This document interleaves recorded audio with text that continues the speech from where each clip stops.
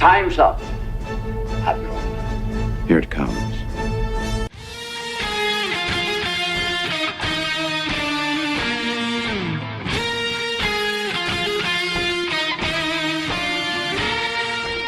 By the power of Grayskull!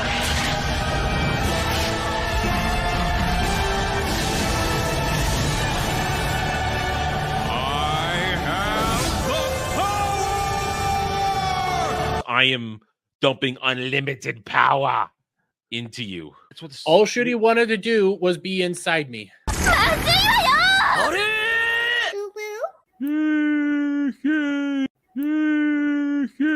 It was one of the first James Bond movies I watched, so I have a bit of a connection to it. And that's Dermy's excuse. I fuck. It was their first date, Adam. Shut up. I will stop bringing it up. I don't give a fuck what that wannabe VTuber cunt wants to say. Okay, let me have my moment.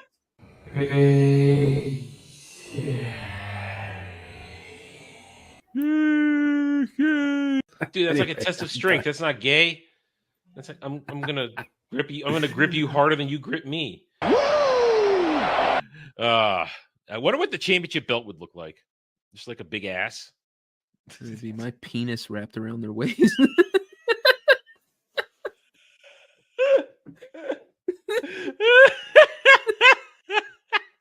we named zombies after you in that game.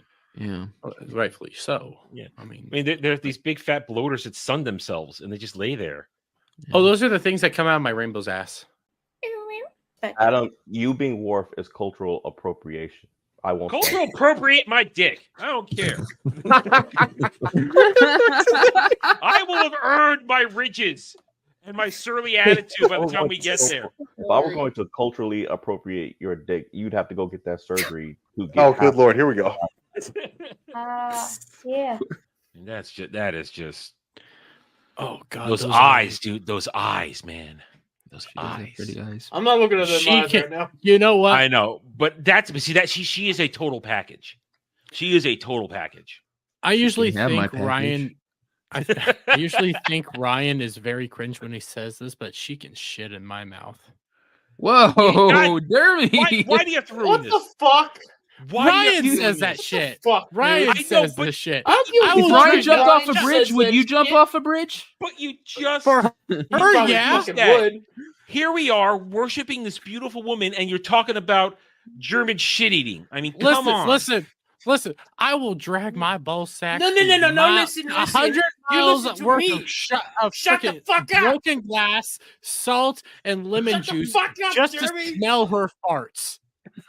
We're not on your goddamn stream. We're on Adam's stream. We're wow, supposed to respect the man's house. You don't take shit in his goddamn fridge. They warned us about people like you.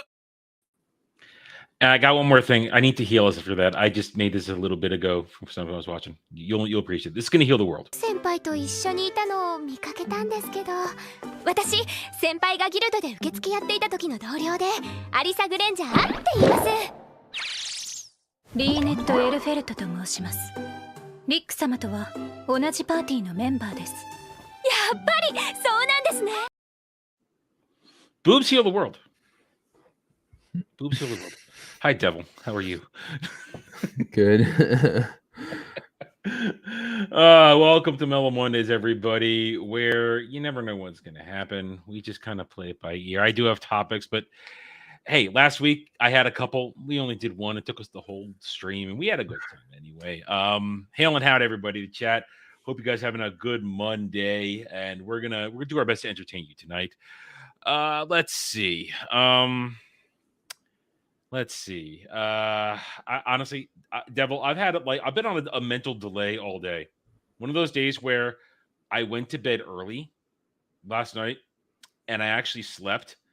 And at some point I kept sleeping and I realized, why am I uncomfortable? Because then I suddenly realized, wait a minute, I've actually had enough sleep. Get up. So it's like, wow, okay. It's happening a lot lately. I'm actually finishing sleeping. It's really weird. I'm not used to it. Used to staying up for too long, going to bed too short, and then being forced to get up to do some stupid shit. No, I just started keto, and it's been messing with my sleep. Been I've the same thing. I just can't seem to get comfortable, and when I do, I can't seem to stay asleep. So I mean, I generally am the same way. I still always have to be basically a pass out to go to sleep. I'd love to be exercising right now, but my left Achilles tendon is still sore for some unknown freaking reason. Even when I'm off my feet, I'll wake up in the morning and it's hurting. So I can't do anything that requires pressure on it. That means no cardio and no stancing for any sort of weight training. So I'm just waiting for it to heal. Everything else has healed itself, and now this appeared. So it's always goddamn something. Is there something wrong with me beyond what we already know? Yeah, you're gonna keep hurting your heel as long as you keep carrying freaking Dermy on Fridays. I do carry him, don't I? No, listen, it's a team effort. We all carry his fat ass on Fridays. Well, it takes a bunch of people to carry his ass. No one man can do it. Not that. This has nothing to do with my age. I'm good for my age. God damn it! No gray hair, none at all. Yeah. I'm a young virile man. Yeah, I don't have gray hair either. yeah. I got none at all. I don't got none on my head, but the salt and peppers come in my beard pretty thick here. Yeah, I mean, I got the patch right here, or is it right? No, hang on. No, it's over here. It's over here. I forgot. I'm used to the mirror where it's reversed. I got it right here, but it wasn't natural. It didn't just happen naturally. It happened after I got sick in China from my body being under so much stress. So, and of course, it has spread a little bit, but it's here, just right here. And I could shave that shit off anytime I want. It's not. I got no gray hair. Young. Yeah. You know what? It takes a county to carry Kira's red ass. It takes a county, and then it takes the county to leave him and ban him from entering the county again. Makes you kind of see that Spider-Man clip from where Tobey Maguire's being carried or whatever. I think it's Tobey. Is it Tobey Maguire's? Yeah, it was Spider-Man 2 when he stops the train. Yeah. Yeah, they're carrying him all back so they can. Yeah. Except with Dermy, there's like 400 people. And they just keep carrying him until he can throw him over a cliff. Oh, we're done. It's okay. We don't want to anymore. Hey, he has no internet tonight. He can't even come in here and defend himself. So, fuck you, Dermy. Oh, we love him. He's our retard. We can beat him up all we want. He's ours. Yeah. But anyway, so let's see. What do I got? Wait a minute. Where did that? Did I? Oh, god damn it. Because I restarted everything. I have three things. Well, I have two things. No, three things. I got one video. I've got one. One is not the ability to count, I guess, but hey, I have no defense for this. Oh wow. Okay, as I'm resetting everything, here's a room where we can talk about right away. Let me just set up the other article, and then we can. I just remember as I'm re-getting the one topic that I decided. I made a choice though. I thought, do I make a video on this today, or do I save it for tonight because I was short on topics? And I decided to go with I'm going to save it for tonight because I was short on topics. Because I literally couldn't find anything of the weird variety that we normally jump into. But I did. But so this will be a good discussion, I think, about gaming. Let me just finish resetting it up here because before you guys came on, I had to restart everything. I had a freezing problem here. So let me just get this back up here.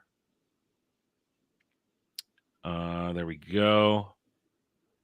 And then just get this one. And boom, we have it. Now, what's this? I got a message. Hang on. Hey, Bug for $10. Thank you, Bug. Working on stuff, so you're in the background audio. Also, I have money, so you watch thing. Pineapple Popper, the grenade that cleans the Djibouti dubs. I found amusing. Okay, well, them's the rules. Bug is paid for a video that we'll watch. So we'll wait till at least Samuel gets here and we'll watch it. Thank you, Bug, for the $10. And as always, you can sometimes see Bug when he isn't working, and he can join us here on this, and sometimes on Ballbuster as well. So thanks, Bug. We will watch that when Samuel gets here. So I will keep that starred so that I don't lose it. All right, so I got our topic set up for when Samuel and possibly anybody else gets here, but this just popped up as I was reloading this. This is hysterical because we've been talking about the failures of Ubisoft and how everything they're doing is leading to failure. Well, and streams, we could talk about rumors. We could talk about rumors on streams. Rumor: Star Wars Outlaws sold only 1 million copies to date. Oh my god, damn. Wow. For a AAA game? Oh, damn. AAA game with the Star Wars brand. Woo! Wow. Listen, I think I said it wouldn't even sell 5 million. Looks like, listen, either way, I'm still right. I was right. Let's read this. A new rumor claims that Ubisoft sold only 1 million copies total for Star Wars Outlaws, far lower than analyst expectations of 5 million. The rumor comes from Grant Taylor Hill at Insider Gaming, who reports, "We have secured a current sales figure from sources close to the game. At the time of writing, Star Wars Outlaws has just ticked over 1 million sales worldwide. As noted by Hill, Assassin's Creed Mirage reportedly sold 5 million copies after 3 months. This appears to be even worse than initial reports. Games industry writer Christopher Dring noted that according to the UK sales chart, that Star Wars Outlaws has done about half of Mirage." Wow. Okay, so this guy, Christopher Dring, says, Star Wars Outlaws UK figures were lower than I expected. Digital and physical data via GSE. So that's everything. We always question, are we getting digital numbers and physical numbers? That's always key to one of these types of things here. But did a fair bit more than Avatar, 52% more. About half of Assassin's Creed Mirage. Plenty of opportunity to drive more units on this one as we head into quarter 4. No. This game's been rejected. Completely and totally rejected. Jeez, yeah, wow. There's just no way there. Man, how much these games cost to produce and put together, the years they take to put together. Oh man, they're losing so much money on this. We know that this had essentially it was one of their most expensive games ever. It was the most expensive marketing campaign ever. We know that at $100 million. You know, hang on, let's see if I can get the let's see if I can get the Star Wars Outlaws budget. Never happened to a more deserving game. Whoa! Industry stars estimate the total budget between $200 and $300 million. There's a reason, therefore, why. So that 2 to 3, that's just for the production of it, not the big budget. Not even the marketing. Yeah, so it's more like 3 to 4, probably. So this is why Ubisoft is at an all-time low. Oh damn! This is why they're at an all-time low. Yeah, because even if you say people are paying the retail price of $70 at $1 million, you're looking at 70 million. They don't get all that. So because that's retail, the stores don't pay the $70. They're not even going to make $100 million on the damn thing. And if the budget's $400 million, that means $300 million they lost on this turd. Yeah, unfortunately, I don't know what the equation is, the calculation is for a break even on a video game. I don't know it. Because games are different than movies, but damn, if you're using your numbers there, they just lost their shirts big time. You know what? Good, good. You're gonna push this shit on us with this fugly bitch, a character nobody wanted, character nobody asked for, in a story nobody wanted, nobody asked for. In a broken game filled with Disney Star Wars to try and replace real Star Wars, then good. Lose your shirt. Let's keep reading. It also clearly significantly lower than what the market analysts were expecting. Barclays' Nick Dempsey suggested that Ubisoft would sell around 5 million units. I said 5. I said not even over 5 million. And Samuel says he said 2 million. Sam says he said 2 million. So Samuel might be even smarter than me on this one. So, unfortunately, I have no idea where I'd find the receipt for that because we've talked about this so much. I have no idea. And since I don't specifically title these episodes with what we talk about, I have no idea where to go find the receipt. But either way, we all knew it would suck. Where was I? During the company's we were on 5 million units during the company's Q1 fiscal 2024 sales report in May. He thought that number was conservative given Ubisoft's bullishness on the game, despite multiple warning flags that the game was in trouble. Dempsey asked, when I look at the guidance for Q2, and if I assume something similar for back catalog in Q2 as Q1, kind of getting is that euro? That's euro, right? All of a sudden, that sign there, that's euro. Yeah. 200 to 230 million euros, that sort of range. For a new release Star Wars Outlaws, when I look at $70 price, then I'm assuming what you might get from it, I'm getting around 5 million units, something in that sort of bracket. First of all, where could I be going wrong with thinking that? Secondly, are you just being pretty conservative in your guidance? Because I guess given the interest in the game, we might have thought it would be more than 5 million units. Okay, first of all, these are people who aren't gamers. I doubt this guy's played a real game in his life. Secondly, they're not nerds. Because if you were at all tapped in to the nerd world, especially real Star Wars fans, there was no excitement for this game. No.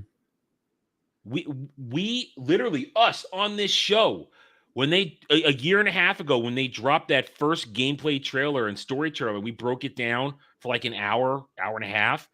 We were shitting on it then. And everybody who saw it was going, what is this? The literal only hype that came out around the freaking first trailer was perverts thirsting over a robot in a fucking trench coat. Otherwise, it died out, disappeared, totally forgot about it. And then, all of a sudden they popped up with the second trailer, a month, 2 months before it came out, and no one cared about it. No one was talking about it. No one really, until all the problems started coming up, all the stuff that we knew was going to happen. We saw the actual actress and how gorgeous she was and what they turned her into and stuff like that. Otherwise, no one's been sitting there going, oh my God, I can't wait for this game. Yeah. And here's the thing, Kel, I don't think this thing hasn't even dropped on PC yet. It hasn't, as far as I know. I think it's first dropping soon. This is consoles. And if the console gamers weren't going to play this, I doubt the PC people are, because now they had enough time to see what a broken game it is. And also, I hear that it's another one of these games that, you better have your high-powered video card to play this. Bullshit. And then okay, go ahead.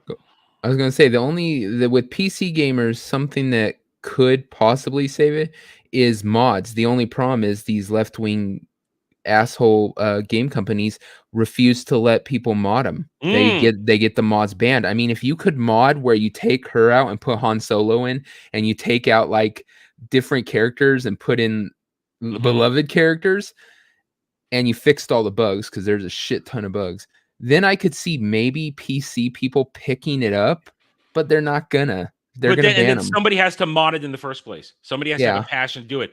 I saw that when God of War Ragnarok released about a couple weeks ago, there was a mod out there, Angraboda, the race-swapped Etten. Mm-hmm. Yeah, they made her white.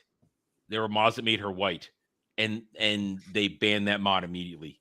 But they left the mod in that made Kratos black. Yeah, that's exactly it. They've been hitting these mods like crazy, and all it does is chase PC gamers away from these games. It is out on PC. I thought it was a delayed release, because I could never find, when it came out, I could never find any Steam chart for it. I kept looking it for my videos. I could never find a Steam chart for it. If you're telling me that million involves the PC sales too on top of, that's even worse, man. I'm opening Steam and I'm gonna search for it. Ubisoft and Epic Store. F that, man. Nobody's buying shit on Ubisoft. Yeah. Let me see. All right, I just fired up Steam. Let me see if it's got a Steam release date. That's like buying stuff off their own things is like freaking. It just came out. No, I'm sorry. It's coming out in 2 months. Oh, here, I'll bring it up. Oh, goddamn it. It's coming out in 2 months on November 21st. Dude, I can't. Okay, so that's Thanksgiving week. Holy shit. They're banking on people gonna stay at home. Yo, Yeah. Sorry, Mom. I would come to Thanksgiving, but Thank you, Samuel. I would come to Thanksgiving, but I'm gonna be busy playing this game. Sure, Yeah. I can totally see that working. No one's playing this game over Thanksgiving.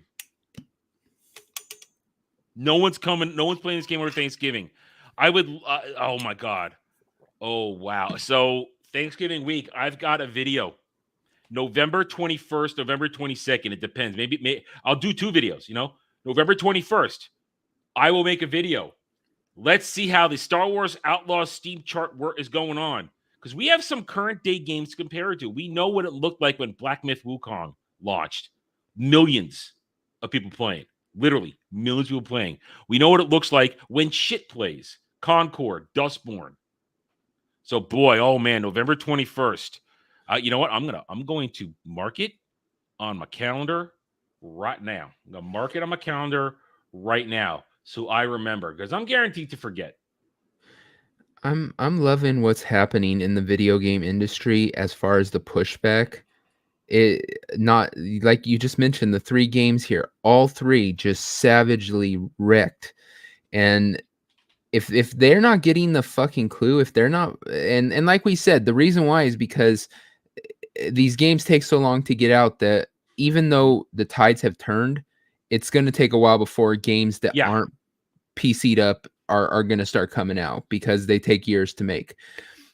But if they haven't seen and got the clear message that the gaming community is over this shit, we're just not going to take it. If you make a game and you put this shit in there, expect your game to crash and die, because we're not going to even think about putting money into it. Yeah, we don't care. Yep. We don't care, because real fans are checked out. Yep. We're not buying this stuff. We're playing older games. I was talking about this yesterday with Jed and Dre. What's the excitement for new games right now coming out? I mean, is there real blood pumping, excitement for new games? It's sort of lukewarm to okay, or I mean, the closest thing right now is like Black Ops 6, and that's only for the FPS section of gamers. Yeah. Because one, they always get hyped, and then they always get disappointed when these things crap. But we're more excited for remakes and remasters. I mean, I know next year there are 2 remasters coming out, and Samuel will agree with me at least on one of these. We've got the Suikoden 1 and 2 remaster coming out in March. That's gonna be cool. That's cool as hell. And then literally probably either at the same time or a month later, the Lunar Remastered Collection is coming out. That I am more excited over that than anything. And I have games I'm planning on getting this year that are all current day for my PS5.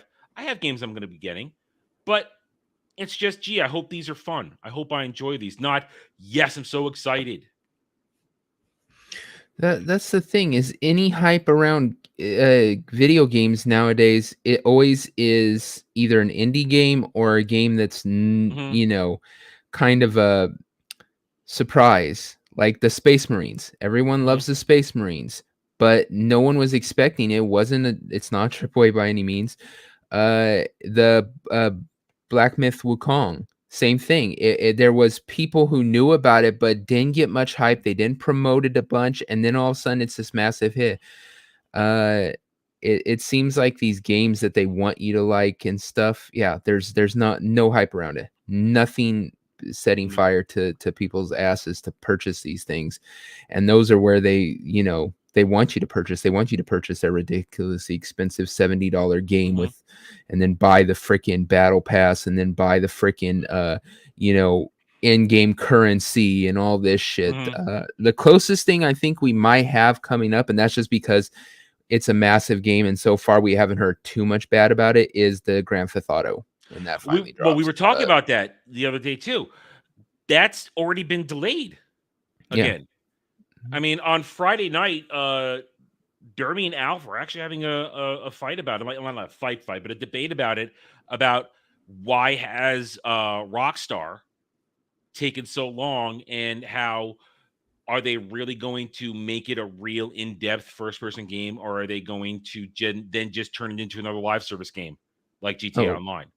Oh yeah, that's why I think it's been probably freaking pushed back, is because they want to drop that online as soon as possible, because that's where they make their real money. They know that that's a cash That's what we cow they'll talked be about. paying for 12 years. I actually pulled up the numbers on Friday. I believe it said that Rockstar has made $8 billion on GTA Online.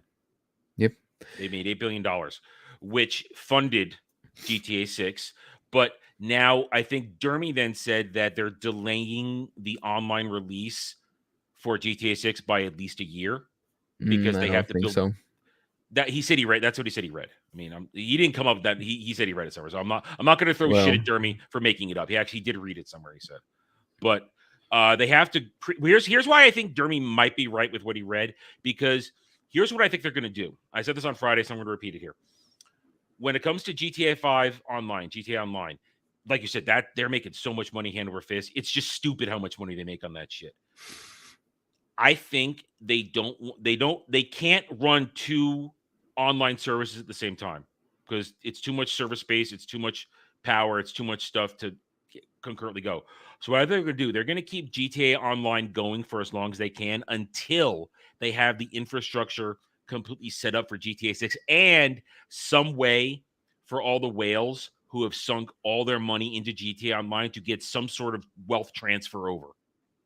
Because I guarantee if you shut down GTA 5 online and then say, okay, guys, come play GTA 6 online, the whales will have an uproar with all the money and that they've sunk into GTA Online. And if you shut down those servers right away and not give them something going over to the next one. So I think they're going to probably set up some way to transfer, if not all, a sizable amount of your wealth and accomplishments to the new one. So you have something that puts you ahead and encourages you to keep being the live service whale that you are with that. Well, I don't know if they'll necessarily have to, because the whole point of a whale being working in casino thing, the whole point of whales is whales have the money to spend. So they spend all that money in GTA 5. They're like, okay, whatever. They still have a shit ton of money. It's not that big a deal for them. People, I would say more the people who are smaller, who, put 20 or 30 bucks in as they can, and that's a lot to them. Those are going to be the people who are like, God damn it, I've sunk, I guess I'm just thinking as a fiscally conservative Jew, I don't want to. Like, wait. wait!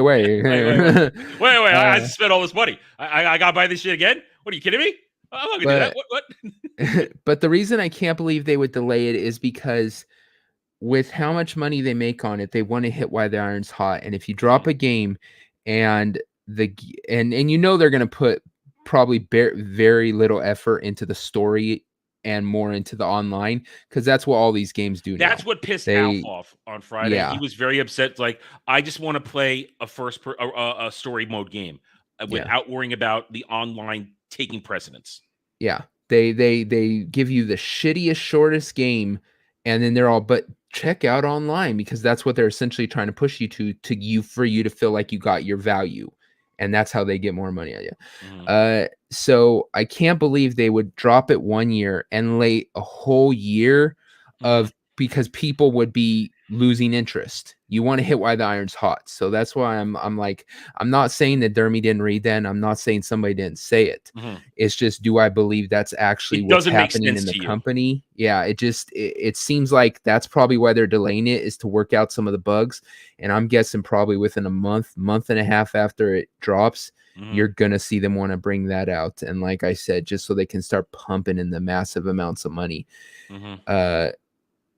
And like I said, we both said, is it doesn't really matter what woke shit they put in there. This game's going to sell, because there are people who don't give a crap. They just want to play GTA. They just want to go in there and shoot shit and rob shit and buy stupid waste cars. Yeah.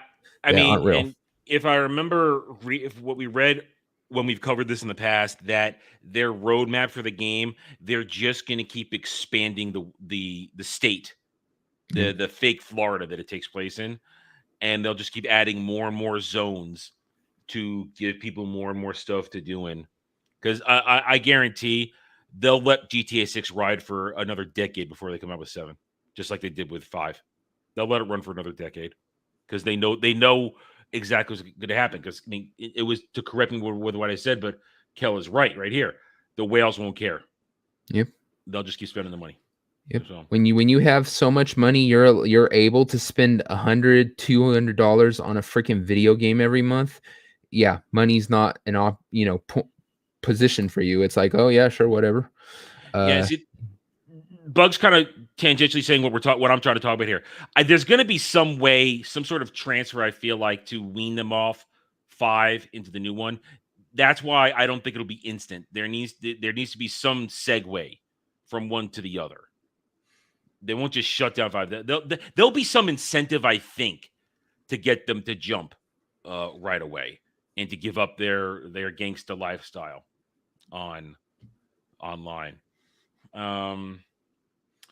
Oh, Kel, I think it affected it a lot. I think Disney Star Wars affected Outlaws a lot for the simple fact that this entire story is filled with nothing but Disney Star Wars. From the different syndicates, the cartels you deal with, it's all Disney Star Wars, or at the closest, Dave Filoni. Because I know that the Pike Syndicate, I'm told, because I guess I forget it, appeared in Clone Wars, but it's all Disney Star Wars. Crimson Dawn made up, and everything else is made up. They didn't even have the guts or decency to include the Black Sun. They could have done that. Given real Star Wars fans at least a little bit of something, and had Shizor play a role in it, even though his real story is a different story going on at this period of time. But it's I think it did. You can say something. Well, even if it doesn't like affect the story or anything, there's a chilling effect.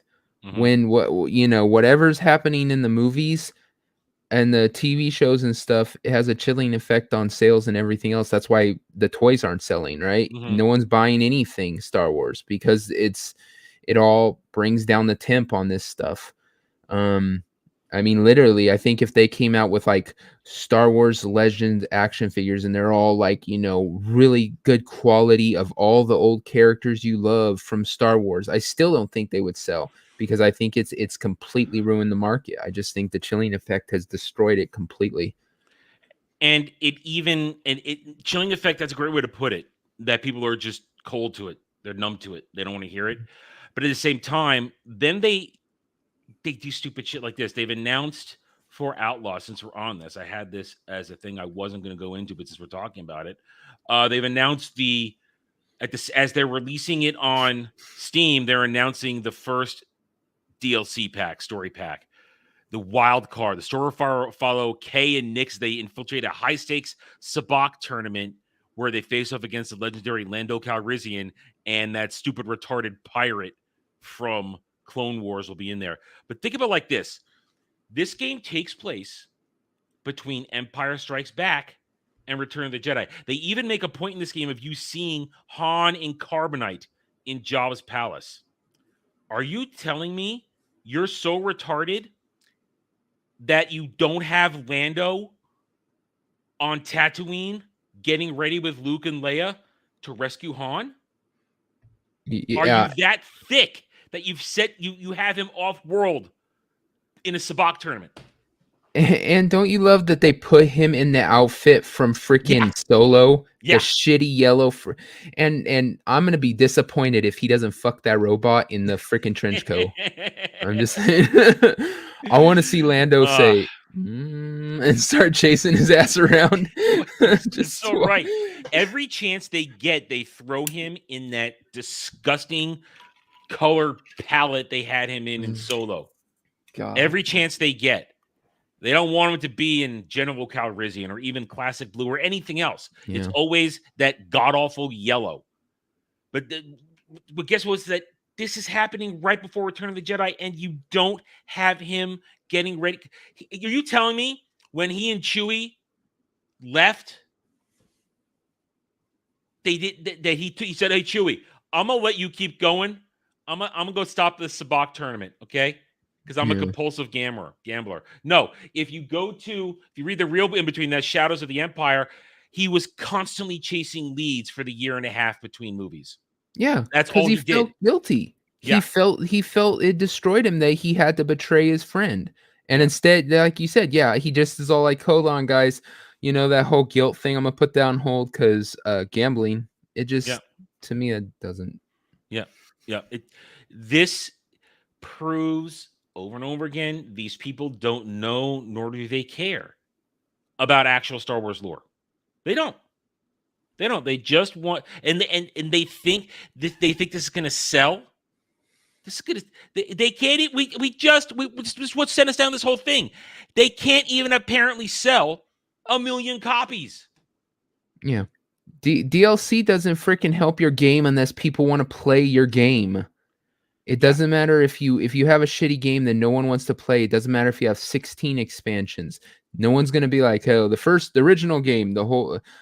Had no desire, but now that they added Lando, that changes everything. Now I have to go out and spend the $70. Fuck no. Hang on, I want to see something now. I'm gonna bring up two numbers here. PS5.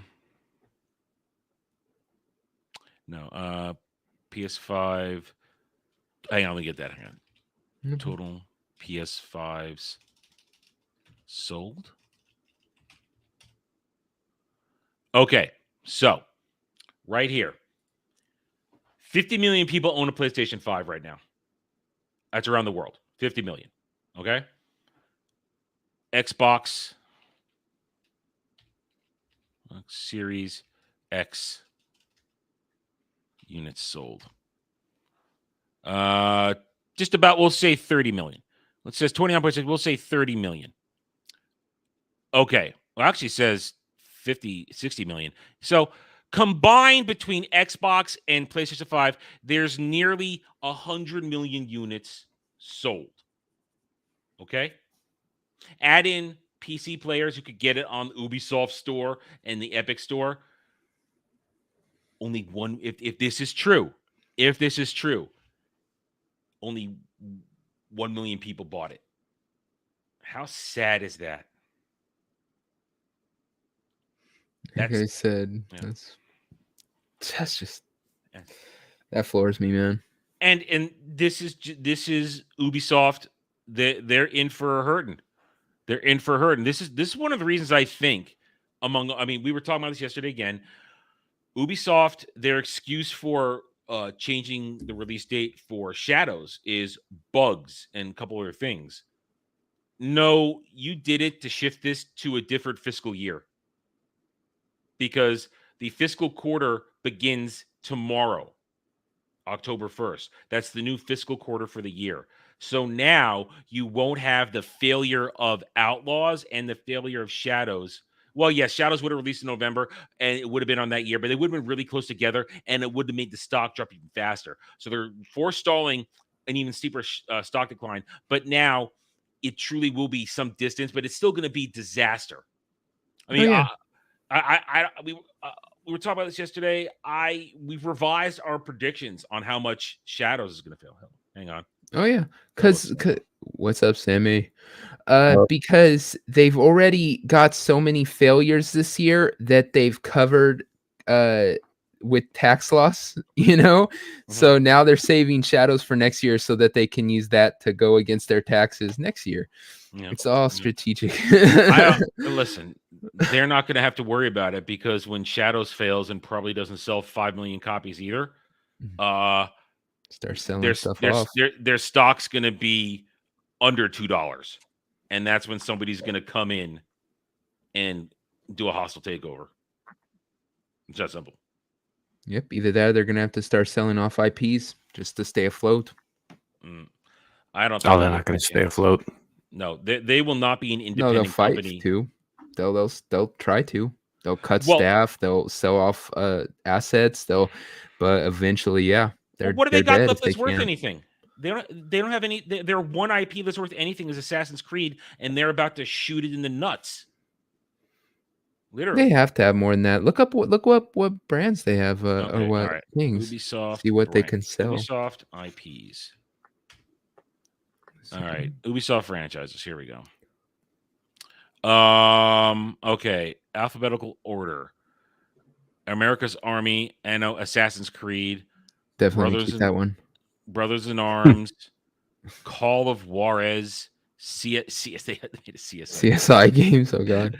Driver, What, I don't know what it the is. hell is Call of Juarez? Is that like Call of Duty in I don't know. like It's Gangland, cartels. Mexico or something? It's the cartels.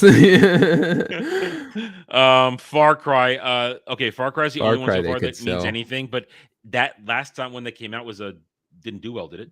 I don't think No. it did well. No, I don't think the last. Well, no, the one before that did well. So Mhm. yeah, just the last one didn't do. I don't as think well. the Juan Carlo Esposito one did very well. I don't think that one did well at all. That's the last one, I think. Just Dance. Heroes of Might and Magic. Heroes of Might and Magic is a dead brand. It's Yeah. a dead brand. Nobody plays those games anymore. Just Dance, sure. Might and Magic, same thing. Dead brand. NFL, yeah. If you're not Madden, nobody plays your NFL game. Prince of Persia, yeah, they killed that franchise too, didn't they? Yep. Yeah. Same thing they did with Assassin's Creed. Actually, they made a bunch of games of diminishing quality, and then they made a shit movie. Mm-hmm. Yeah. Rabbids and Rayman, yeah, those are chart toppers. They were once upon a time, but they haven't been for a long time. Rabbids was like for your drunken high and playing with your friends. That's and Rabbids. kids. There's still enough of a name that those are two they could sell.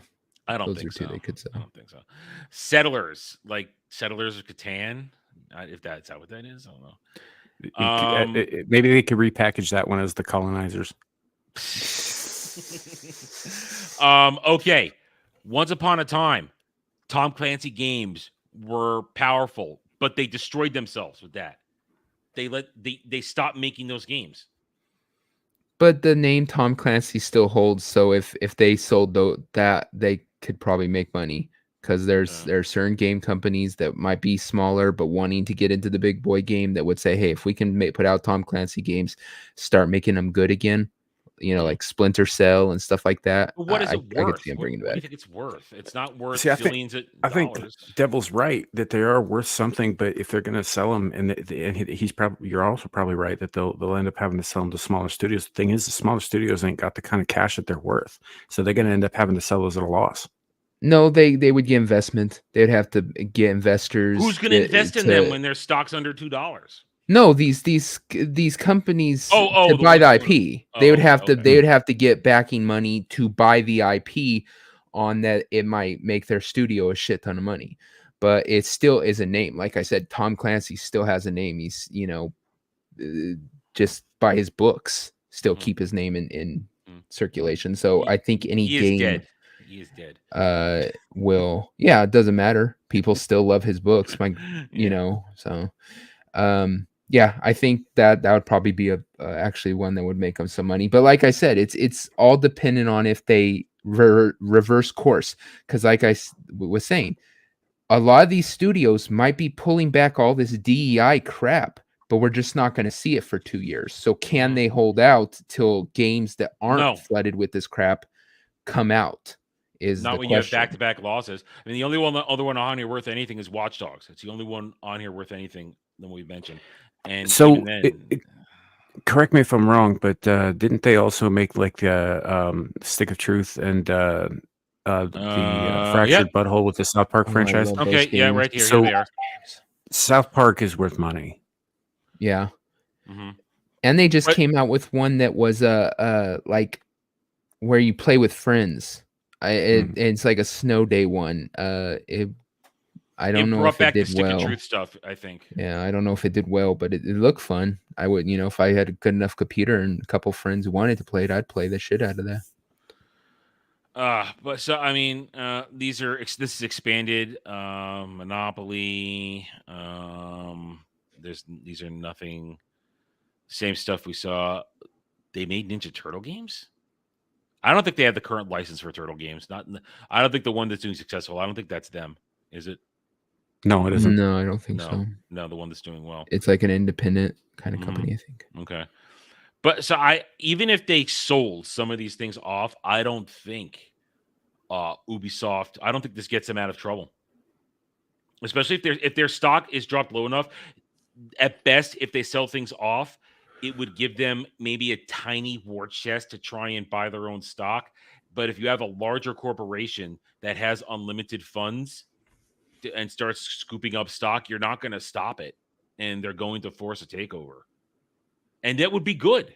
Frankly, if normally I know we're all along the lines of we're tired of seeing these larger companies gobble up these independent developers, but Ubisoft has had the same CEO since 1988. It's time for them to get gutted and reorganized. That's the only chance I think that saves them.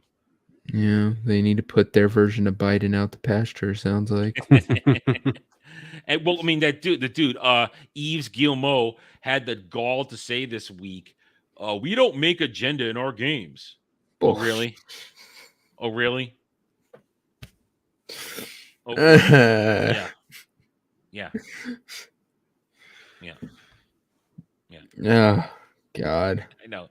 What can you even say to that? I mean, seriously. So this, I can't wait. November 21st can't come soon enough for a lot of reasons, but it can't come soon enough to make a video, maybe even do a live stream that night. It is a Thursday, so I don't know if I want to or not on a Thursday, but let's watch the Steam charts for Star Wars Outlaws. Let's keep track of that and see how that's going. I can't wait. I cannot wait. God, fuck Ubisoft. Fuck all these stupid companies that sold out to the DEI agenda shit to try and sell games to fake gamers. It's so frustrating because, and it's the same with movies, it's the same with shows, all these things. There's not like this really hard kind of like, oh God, we can't figure out the formula to sell these things to nerd men. It's simple. Just don't put woke shit in it. If you're gonna have a girl protagonist, make it somebody we want to see naked. We're really simple. It's not difficult at all. Let me see if I can find a. I wasn't prepared for this one. So let me see if I can bring it up. I remember when that Horizon whatever Zero Dawn, the second one came out, and somebody's all Aloy, like, yeah, they're all like, do you know that there's a thing and you can see Aloy's boobs? And I went, why would you want to? Like, you? I mean, I'd rather see the dinosaur fucking machine's tits than hers. Ew. Like, I mean, Devil, you mentioned the equation. Here's the equation that works. Hello.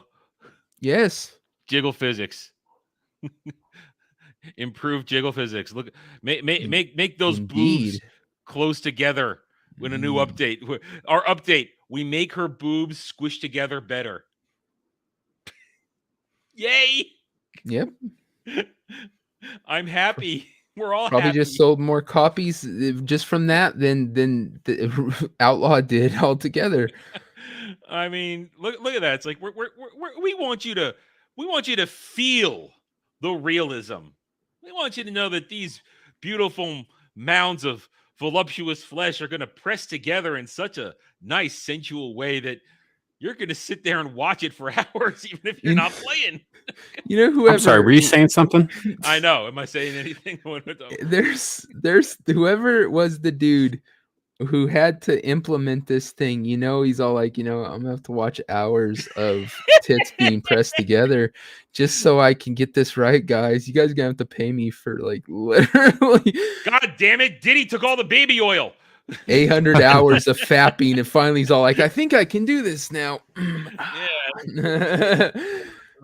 I think I understand. I'm gonna have to go out and get some more practical experience. I'm gonna come back and we're gonna do this. Next we work on our ass jiggles. Yeah, just watch hours and hours and hours and hours of busty porn until you have like a Zen experience with the jiggle physics. He goes to the girls on his. I can see the digital lines moving. The algorithm, it's come to me. He goes to the girls on his team, and he's all like, "You guys aren't doing your part." And he's making all the girls squish them together. Come on, lean forward. Yes, hang on. Yes, little more. Boop. There we go. Becky, okay. you're not putting enough into this. Are you a member of this team? Do you care? These are our jobs. We have to make these tits look perfect. But they already were. No, they need to squeeze together better, damn it. So, I mean, this is the equation. Beauty works. Beauty sells. I mean, even though I stopped playing it, I still haven't uninstalled Stellar Blade from my PS5 on the off chance I feel like replaying it. And I guess I'll have to update it. Or maybe it did already update. Penis. Is that what we're calling it now? Okay. I'm gonna go play Stellar Blade. Yeah, I got my controller. I got my box of tissues, my lotion. Damn it! No more baby oil. Damn it, Diddy. So, anyway, gonna have to learn how to play one-handed so I don't gunk up the buttons. You know what? I think I could do it. I ruined so many remotes that way. Dude, I am not. I will not ruin a controller. That's just expensive now. Anyway, yeah. Hi Samuel. How are you doing? So last night, after years, I finally platinumed Bloodborne. Nice. That last trophy was a motherfucker. What was the last thing to get it? The last one that I got, aside from obviously the platinum, was you had to beat Yharnam, the Temerian Queen, who is at the very bottom of the 6th in a specific order of chalice dungeons that you have to go through. That's another, like, I think 30 bosses and really? Various traps and shit like that. Holy shit, it's a grind and a half. And the second to last dungeon you have to do, and you have to do it half health with a boss in the middle of it who does nothing but one shots. Do you get to regenerate it all, or are you just if you have enough health files? Okay. Oh no, you're stuck with the half health for that. So you're capped at 50% health. Okay. Yeah. Okay.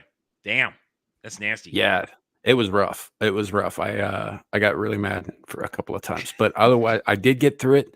I did beat that stupid bitch with the white dress into oblivion.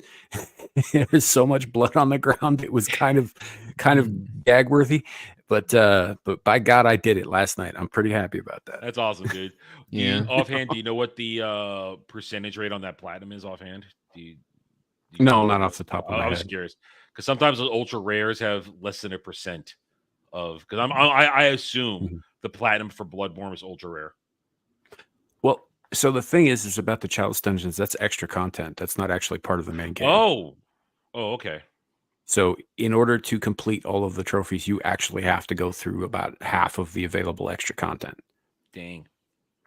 That is nasty. But you got it. That's awesome. I did. That's awesome. That sounds like a white whale that has now been speared. And I don't know what to do with my fucking life, man. Are you ever gonna play it again? Is that it? Oh, probably. The game's fun as hell. But I platinumed Elden Ring a couple weeks ago. I did this. Like, I'm kind of running out of shit to do. There's always something. We always find something to do. I mean, listen, I might start rewatching Stargate soon, just because I mentioned last week, Jed's halfway through season 1. When he hits season 2, I might start rewatching, just because we're gonna have to figure out a day and a time to, like, at least somewhat routinely fire up a Stargate live stream, because we want to get Jed's thoughts on it. He's enjoying every minute of it right now. He says his response was, "Wait a minute, if you're telling me season 1 is the rough season, and it's already this good." Yeah, it gets much better, and it was awesome in the first season. he sent me a DM last night because he's watching it through Amazon, and apparently if you're watching Amazon, it gives you the cast list before an episode, and it had everybody on there for the first Android episode where they're all replaced for "Come Try." And it said Richard Dean Anderson, Android O'Neill, Amanda Tapping, Android Carter, and Jed said, "I think Amazon just spoiled this for me." I said, "Yeah," and my response was, "Come try." That was my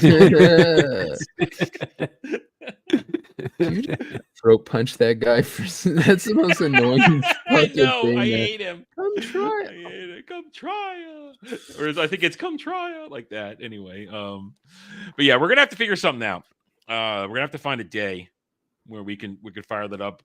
Definitely next month, I think, because he'll be into season 2, and I'm really gonna want his thoughts up to whatever point he's at.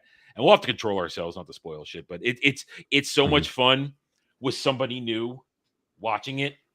And for the simple fact that he wasn't pressured to watch it at all. He just picked it up on his own finally. Good. And I never said, watch this. Nobody else said, watch this. He was just like, I need something to watch. I think I'll give Stargate a try. Wait, you mean you didn't have to offer to watch an anime that you had no desire to watch to get him to watch it? Right. I thought that's how that worked. God damn it. What's funny though, some of the bigger reaction channels have started here recently, like in the last week or two, have started covering the Stargate movie from '94. Really? Yeah, this is kind of interesting. It just seems to be experiencing a bit of a resurgence on its own. Yeah, in one of Jed's immediate comments was he was really impressed how Richard Dean Anderson could come in and take somebody else's character and completely make it his own. Right. Oh yeah. Oh, absolutely. I'd say the same thing for Shanks. Mm-hmm. Yeah. It is we were actually talking about this in the restaurant just the other day, how the movie and the show are so dramatically different. The movie is serious. It's not lighthearted at all. While the show is exactly that. There's a comedy to it. There's a jokative to it, especially with O'Neill, his humor and stuff, which is such a difference from the character in the movie, which is, dealing with suicide and the loss of a child and all these deep, dark issues and how stoic he is. Playing this general, and then to go to O'Neill in the show they're so different, and it's so crazy that I love them both. But both they the still, characters. they still deal with it because Jed was talking about how the episode where the crystal creates a fake Cold O'Neill. Lazarus. Yeah, and he said he was so impressed with how much more he got on O'Neill's backstory, and that's what I said. Yeah, and it's so important. And I mentioned that even though they deal with O'Neill's private life and his divorce, that the death of Charlie never really goes away for him. It always comes back in one way, shape, or form. I mean, I did it without spoiling it for him, but we're here so we can spoil the fucking shit out of this. I love it how even one of the greatest, considered one of the best episodes of all time, we always call it Groundhog Day episode. At the very end of it, where they finally go to stop the dude from putting in the commands to the ancient device. The guy says, "I lost my wife. What do you know about that?" And in just a snap second, O'Neill yells, "I lost my son!" And it's and it all comes right. And they cut to Carter, and she looks away because she knows what that means at that point. Because it's just so good. It's so especially good. the build up with Carter even finding out about that, because she didn't know about that when the show began. It was something that she discovered. I think about a third of the way through the first season. I think it is Cold. Was it Cold Lazarus where she discovers it? I think it's Cold Lazarus where she. Yeah, it might have been. Well, no, because I think there was there. I'm trying to remember.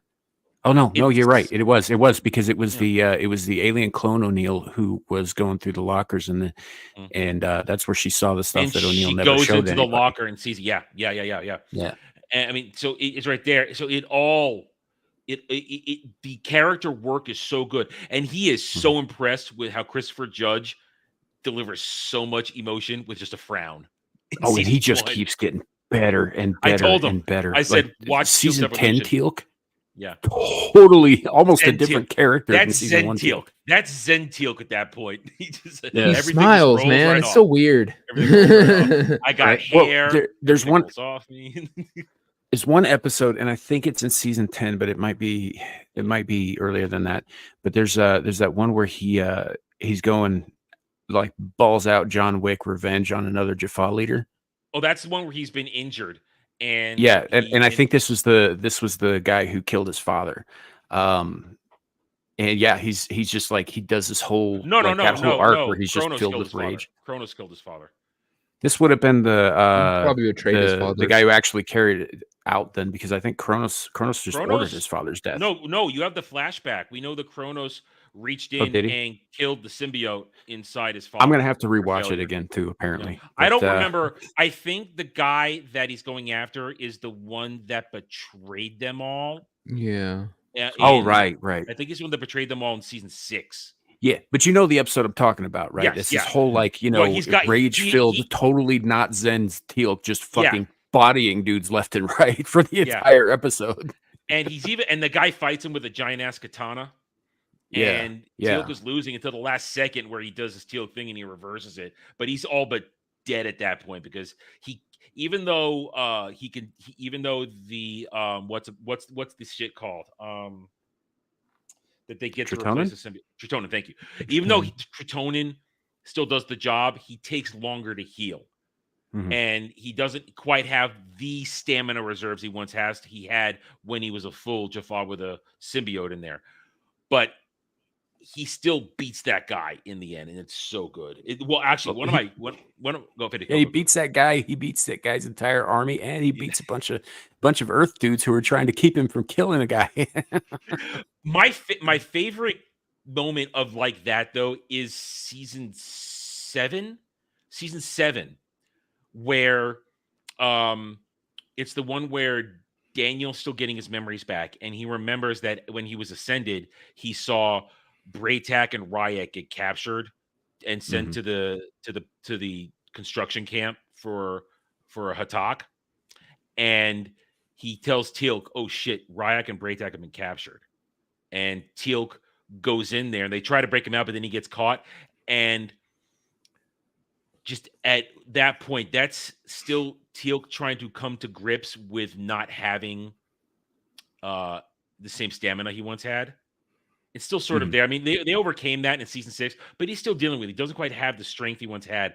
And to watch him beat the albino Jaffa, that's the camp leader in that moment, that's just so fucking badass. And then there's this great scene where once he's got his mojo back, there's a squad of Jaffa charging. And now you got the SG teams providing cover fire, but a squad of Jaffa are charging, and somebody tosses him a staff weapon, and they're charging, and Ryak goes, "Father!" And then he just flips around as Teal'c Braytak, and I think it's the dude, I forget his name, who had the symbol burned off his forehead. They just spin around and take aim and fire. It's just such a cool freaking shot. I love that moment. It's just good stuff. It's good stuff. Yeah, I'm seeing it in my head now. No, it's a very cool show. Of course, Jet said, "Yeah, I just saw the episode for Teal'c when we were talking. I started talking about Teal'c to him. He said, "Yeah, I saw the episode with his son for the first time, and man, that was so good." And I said, "Fuck Ryak, that little shit." I said, "Fuck that little shit." He's like, "What?" I'm like, "Trust me, you're gonna hate him too." It's gonna hate him eventually too. Fuck Ryak.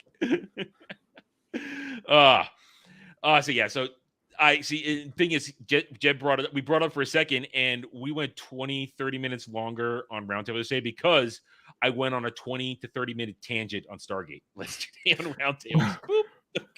Well, it's not a month of Mellow Mondays unless you and Sam have a fangirl over SG1.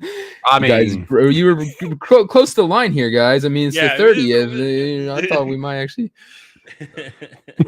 Oh yeah, Andy Pickle. That is one of the best episodes.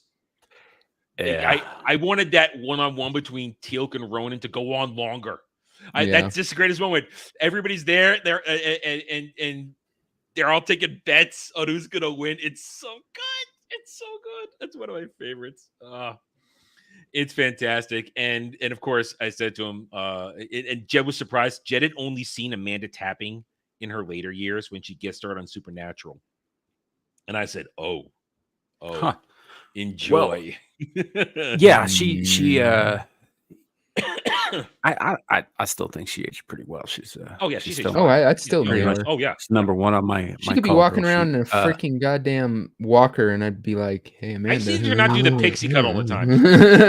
Let your hair grow. Oh, I don't care. I never like the pixie cut. I never like the pixie cut. It depends. Like she went through a series of really, really bad haircuts. Back end of season 4, pixie cut. It's just like no. Yeah, no. there's some really bad ones in there, which she of course also makes fun of. And I think there was one that was so bad at one point that they just ended up giving her a wig that was actually worse. When it first started, she was hot, but you're right, she aged real well. Like the fucking hot mommy energy she was giving off in fucking what's that, Sanctuary or whatever it was. Oh, dude, she was so hot. Sanctuary. Man, yeah. Sanctuary. All right, dude, there's a scene in Sanctuary. Every time I think of a man tapping in this, I mean, obviously she does the British accent and whatever. But so the Sanctuary is being invaded, and I think this was in season 2. And dude comes running up to her with a gun, and she just flips him over one-handed, takes his gun and shoots him in the head without breaking stride. It was fucking awesome. Yeah. I present to you, I believe this is season 7, Amanda tapping. Oh, God bless America. Yeah. So that particular image, among a number of others from various photo shoots, I had an entire folder on a previous laptop. I had that folder as well because I got married. I had that folder as well during that period of time. I had my collection, that Amanda tapping collection at that point. It's like, damn. Yeah, this one's good, but my favorite's the one where she's lying on her back looking up at the camera. Yeah. I went with this one because this is the one we can get away with on YouTube. Yeah. This is the one we can get away with. A little tan line is fine. What's really funny is she's Canadian, but hey, I'd put the American in her. She knows exactly what's going on. She knows that. No. But I mean, aside from the fact that obviously we're very attracted to the woman who plays the character, like Samantha Carter is an excellent example of exactly how to write a good female character who's competent. Mm-hmm. She was a great character all throughout. And she never got too full of herself. Like the only time she ever came off as the first line in the pilot, like the first line of the pilot. Yeah. Granted, but that was put in there. And she's even talked about how, like Amanda Tapping is a bit of a feminist in real life, but she has talked about later. She's like, yeah, that line sucked. And in the 200th episode, they even went back and made fun of it when they did the puppet version of everybody. They've even made fun of it. So they had enough self-awareness, realized we're going to go back and remind everybody that we're sorry for this retarded line. Right. But aside from that, the only time she ever really comes off as like pompous and arrogant is when she's trying to one up McKay, which doesn't take all that much effort because, at least in the early appearances of Rodney McKay, they altered his character to make him even smarter. Less insufferable. McKay's lovable by Atlantis. He's lovable by then because he's McKay. He's like, God damn it, I like him. I want to leave this up, but I'm getting distracted. I'll leave it up for myself. No. Yeah, you leave it up too much longer, I'm gonna have to turn my camera off. You're gonna have to go. Well, you guys know she was pretty close to her 40s when she got the role, right? Yeah, she was already like much older than people assumed that she was, but she held it together so well. Oh, Doc Fraser too. Hell yeah. The things I would do to Doc Fraser. The things I would do to her. Oh God. I mean, listen, Stargate carried on the tradition of Star Trek going forward at that point of we're going to hire beautiful people, especially beautiful women for our roles. And then when Star Trek's over, we're going to poach Star Trek actors and actresses that are hot and put them in our show. We're going to do that. We're like when Jolene Blaylock randomly shows up as a fucking Jaffa. Yeah. You're going to freaking, if they let's say they redid it. We're just going to do, we're going to do SG-1 exactly as it is, but we're going to recast it. Carter would be played by freaking Lizzo. and not new Lizzo, not thinner Lizzo, fat Lizzo. Like straight, she ain't gonna be able to Thinner get through the Lizzo. gate. They're gonna have to butter her up before pushing her through the gate. But they'll, they'd be like, "Oh, it's so amazing." Look, I am very thankful that every attempt in the recent past has failed to either bring it back or start something new. Just leave it alone at this point. Just leave it alone. I don't Leave it trust alone. it. I don't. Yeah. I don't trust any of these shows. Like maybe after this is all turned around and after we, society has gone over this retardedness of DEI crap, maybe then I'd be fine with them starting to tap into, shows that I loved, IPs I love. But right now, anytime any of these companies touch an IP that I'm even remotely enjoyed, it's my spine just like fucking seizes up. I'm like, oh crap. Oh, dude, I'm having that exact experience with fucking Legacy of Kain right now. Well, we're gonna talk about that. I do want to bring that up. But Lexa Doig, ooh, yeah. Michael Shanks is a lucky man. He's a lucky man. Yeah. She did take her titties out once, so Yep. I've seen them just once. That's all we need, though, just once. Yeah. So I am very. I don't just leave it alone. Don't touch it, and for the simple fact that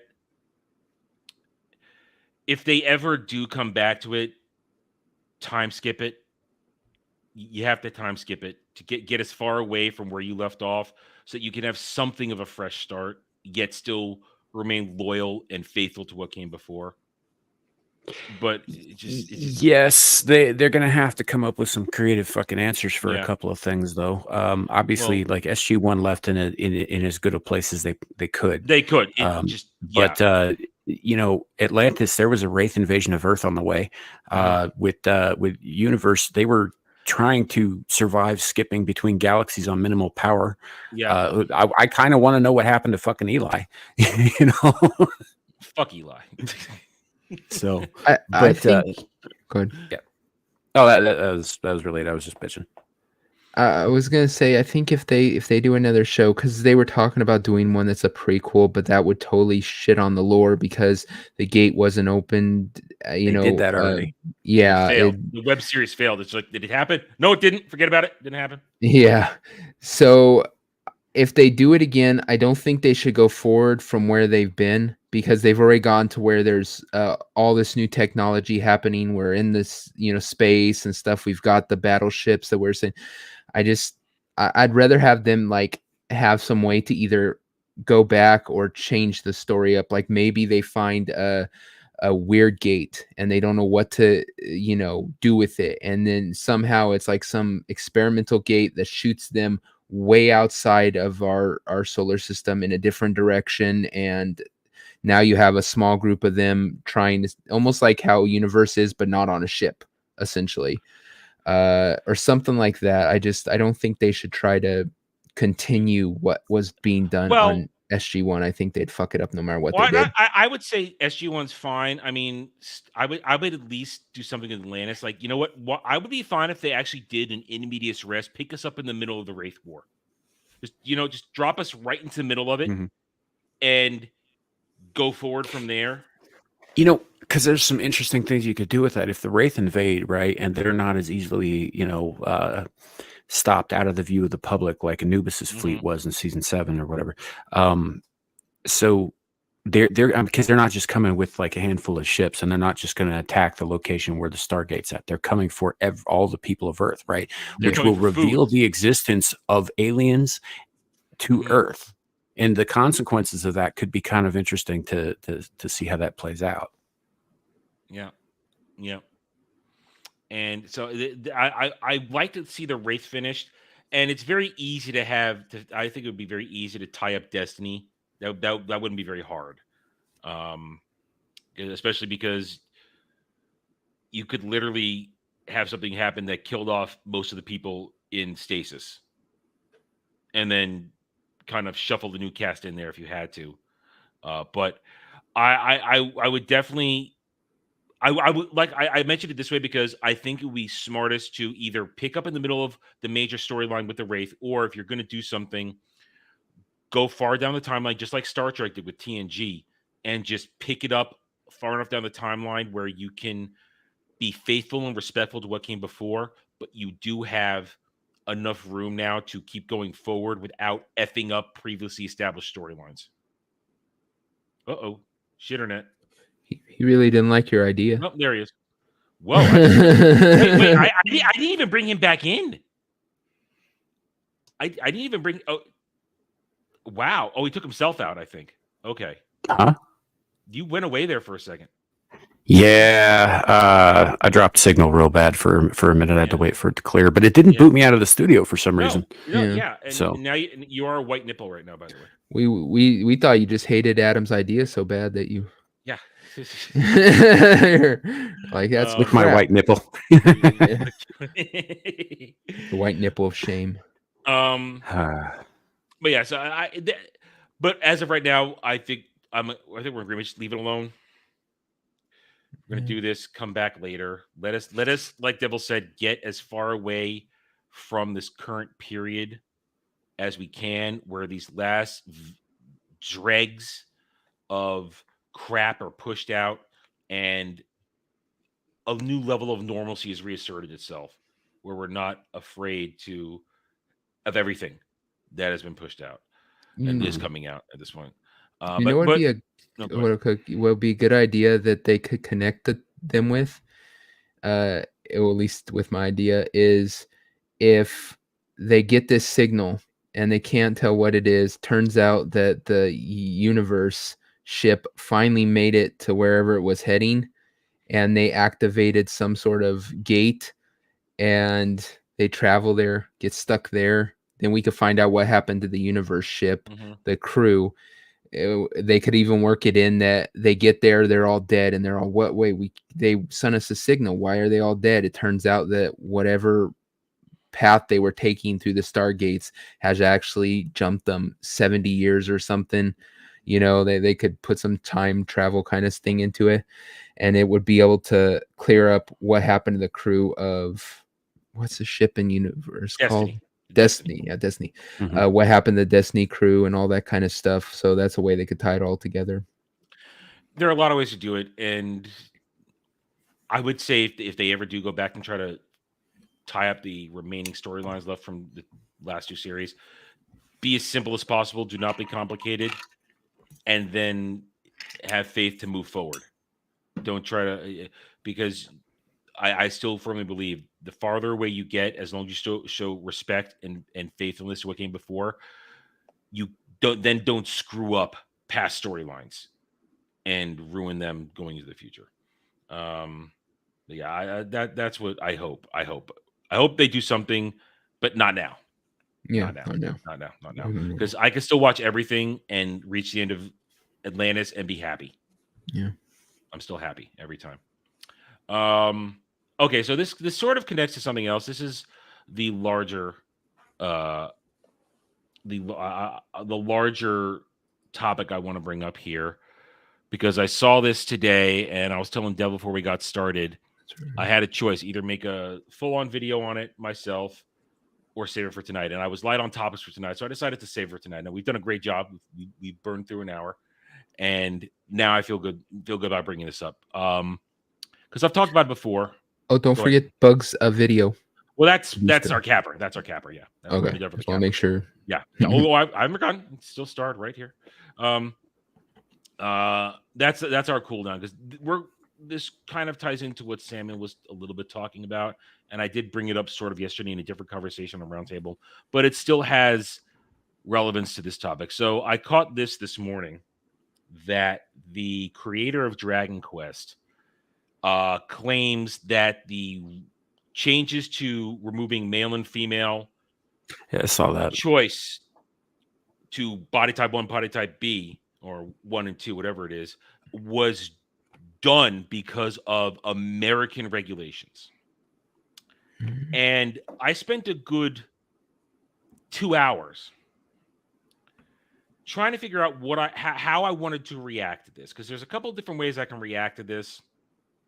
And the one I settled on is kind of a little bit of both versions in the end, a way to come at this. And I felt it would also be better than to just have me ranting at the camera, to have us be able to have a discussion about this.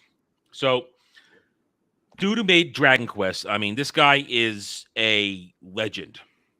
He did an interview, and first he said this part, excuse me, right here. And now I bring up this stuff. We start with the fact that people are upset about body type 1 and body type E. And guys like this, learning the law, who gained a lot of following during the pointing out, at least that's when I found him, during the pointing out of the bugs on Outlaws, which was legitimate and fun. But since that, he and a lot of other people jumped on this story and started, in my opinion, rage baiting people. Oh, ESG did this. ESG did that. Oh, my God. Square Enix sold out. They're forcing this. A lot of people doing this shit. He's one of them. Just puts it on Twitter and lets people froth at the mouth. Doesn't really have a discussion. Just wants to make people angry. And I don't really appreciate that because I don't know if they really care at this point when they do that. I just feel like they're doing it to get their content and their clicks and their engagement. So, and people are saying, I love this. I'm boycotting this and that. But then we learn right now, according to this dude who says, yeah, there were various regulations in place. Apparently, it's not allowed to show too much skin to all these things here, the changing of the art. But then when asked about the body type A, body type B, let me zoom in a bit here. Sorry. Under the name of compliance, it's like an absolute god, an evil disguised as good. There's no such thing as content that doesn't make everyone uncomfortable because beauty and ugliness, good and evil, are different for everyone. There's this religious concept from the West, especially in America, that influences their approach to sex education. Their approach to compliance is very narrow-minded. Doing business with such a ridiculous country is really frustrating. Because of that, Japan gets negatively influenced. In Dragon Quest, you used to be able to choose between a male and a female main character, but now you can't just choose between a man and a woman anymore. We have to label them as body type 1, body type 2. I really wonder who's even complaining about this. And that this is not just commentary. I don't think this is him anymore, or maybe it is. But that goes beyond what I want to talk about, even though it does mention important things like comedy shit like that. And then you have people under this who say stuff like, it's because of the religious right in this and that you must suffer these things in American thing. So I see all this stuff, and after I sorted through my emotions about all these things with all the usual stuff, and yes, I know that my DMs are open. My final thought is this: everybody for the past year wanted to be angry at Square Enix over certain changes they made to certain games, and they want to scream boycott this, boycott that. When if this is true, it's the retarded, agenda-infested regulations of the West that are forcing them to do this.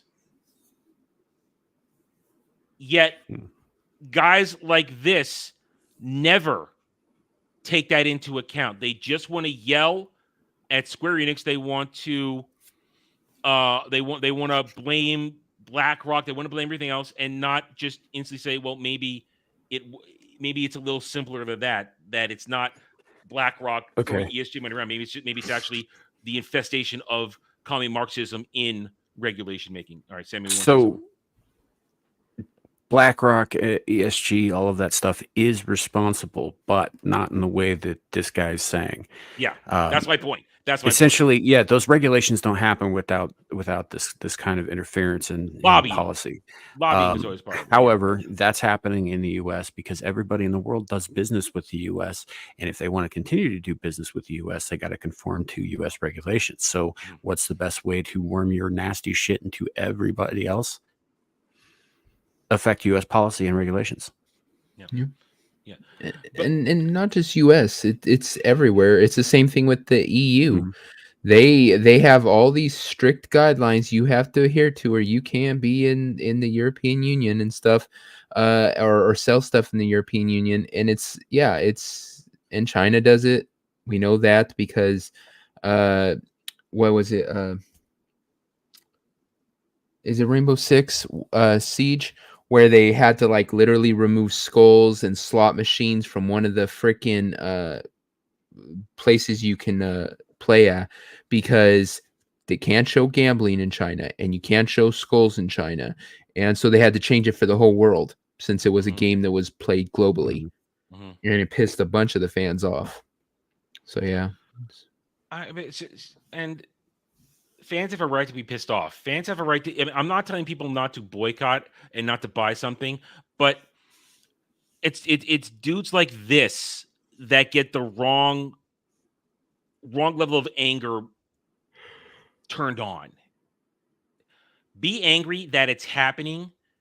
Don't be angry at Square Enix because they had to do it in order to sell the game. I mean let me finish that thought. The thing for me is that we know I'm a Square Enix guy. I support most of their major franchises. Final Fantasy, Dragon Quest, a couple other things in there. I like what they do. I've always enjoyed what they make, and I want them to keep making games, especially because in the past now 8 months, as I predicted last year, they are going through a very public transformation. So much so that last week, finally, Sweet Baby Inc. removed them from their partner list because Square Enix, as I said they did, and we're going to do, cut ties with DEI, which means they know that its kind of influence doesn't belong in their game, so they're going to go back to their roots. They're not going to spread themselves too thin, make games that people don't want. They're going to focus on good stuff, and they're going to make them quality. But all this time, dudes like this and either other major YouTubers, because it was news, were ready to shit all over Square Enix and be angry at them when maybe it really wasn't them all along. At least in this case, where they were conforming to a rule. And therefore I'm going to buy 2DHD, DQ3, and 1 and 2. I'm going to buy them because I love those games. I'm anxious to look at to play these games remastered and remade with classic SNES type graphics and modern day stuff, music like that. I'm anxious to play them. And even though I think it's retarded, changing of a body type, they've been doing it for 2 years. And people are still buying games. For the most part, it hasn't broken games. We should chastise it and say it's wrong. But if it doesn't break the game, why should I deny myself the experience of playing what is likely a 95% well-made, fun, respectful to the past game? All right, Sam, you can say something. I don't remember what it was. I was listening to you. Sorry. No, it's fine. It's fine. I didn't want to lose my train of thought either. I knew I would if I had stopped. But yeah, so and because and not to go to I'll pass this off to you now because I know I brought it up. Yesterday on Roundtable, we went through all the PlayStation Play announcements, and I know that you've been commenting on the Soul Reaver remaster. A lot of people brought up the picture of the change in the statue. Now, I believe when you talked about it in private, I said, or I don't know where I said, it might have been with you, might have been with somebody else. I said, listen, I think it's retarded, but is this enough evidence to say that the whole game is infected? I mean, what else do we have? And I'm asking you this because I know you're probably following this a lot closer than I am. Okay, so no, it's not enough evidence to say the whole game is infected. We haven't seen all that much from it. My biggest issue, aside from the fact that I just think it looks uglier in the remaster than it did. Okay, that's a fair I think that aesthetically, yeah. it just doesn't look as good as a game that came out fucking 20 years ago. But even if you look at that screenshot, like the whole screenshot, not just the statue, but the whole screenshot looks relatively unchanged except for that statue. Right. I think there's some texture modeling that they did that was a little bit more in depth, but you got to zoom really far fucking in to see that shit. No, my biggest problem is the remaster itself, right? Because it can't be. What they can do is they can take the graphics and they can update the graphics and they can do this and they can do that. But in terms of the audio, the first couple of Soul Reaver games were recorded on audio technology that is no Outdated. longer compatible with anything that we currently have. It can the original masters for the audio for those games cannot be reproduced. Right. And the other problem with that is they'd have to recast half of it. I mean, the Michael Bell, the guy who plays Raziel, who is the main fucking character of Soul Reaver 1 and 2, is dead. Right? Tony J, who plays the Elder God, is dead. I don't remember all their names. The guy who plays Vorador is dead. Renee Auberjonois, who played Janos Ordrin, also dead. Like half the cast is dead. They'd have to recast a bunch of shit, and then they'd have to get a bunch of other people like Simon Gunn and Simon Templeman and Anna Gunn to come in and redo, their audio for that, which I don't know that they'd be willing to do at this point. This is so far back in their careers and all that stuff. You'd have to redo the entire thing. That means hiring new actors. That means re-recording voice lines, which I guess you could do, but you might as well make a new fucking game at that point. It's coming out in November, I believe. Yeah. So unless they did it or they did a shit job. Yeah, unless they just updated the graphics and left the fucking audio the way it was, which would be really weird and jarring. Well, here's the thing then. You've given me a legitimate critique of what you're worried about. Everybody else was screaming over the statue. And that's I'm not happy about the statue, but I don't think that's but their response was the game's done. You can't play it. It's gonna be filled with woke and that's my problem with a lot of commentary on this stuff now. That people who are rage grifters. There are rage grifters out there. They'll take the one little thing and build it up as the end of the world.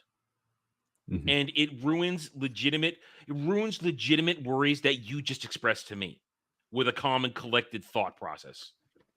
Which, I mean, that's all the out of sync audio to modern graphics, old audio that couldn't be recovered because technology changed. That's a big deal. And compare that to the other remaster one. This is my third time talking about it, and I'm goddamn happy to talk about it because I can wave the victory flag. When they announced the Lunar Remaster Collection, they break it all down here. It literally is just a pickup and a drop of what originally happened, because I had somebody confirm it for me in my comments that they literally just took the localization of working designs and dropped it right in. Have they done a fresh voice acting? Yes. I don't have a problem with that because I don't know if everybody's around where and the only one that would be iconic would be the guy who did Galleon, and I just can't seem to remember his name, and I keep forgetting to look it up. But it literally it's just gotten a facelift. I mean, I will mute this so I can just show you that it literally just looks that good. I mean, that's the original cutscene for the opening, but in a second, boom, they're just going to make it widescreen now. They updated the graphics. It looks exactly like it did on the PS1, PS2.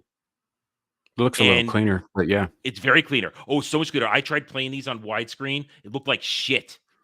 Because those games on the PS1 era to the PS2 do not translate to flat screens. They don't. They look terrible.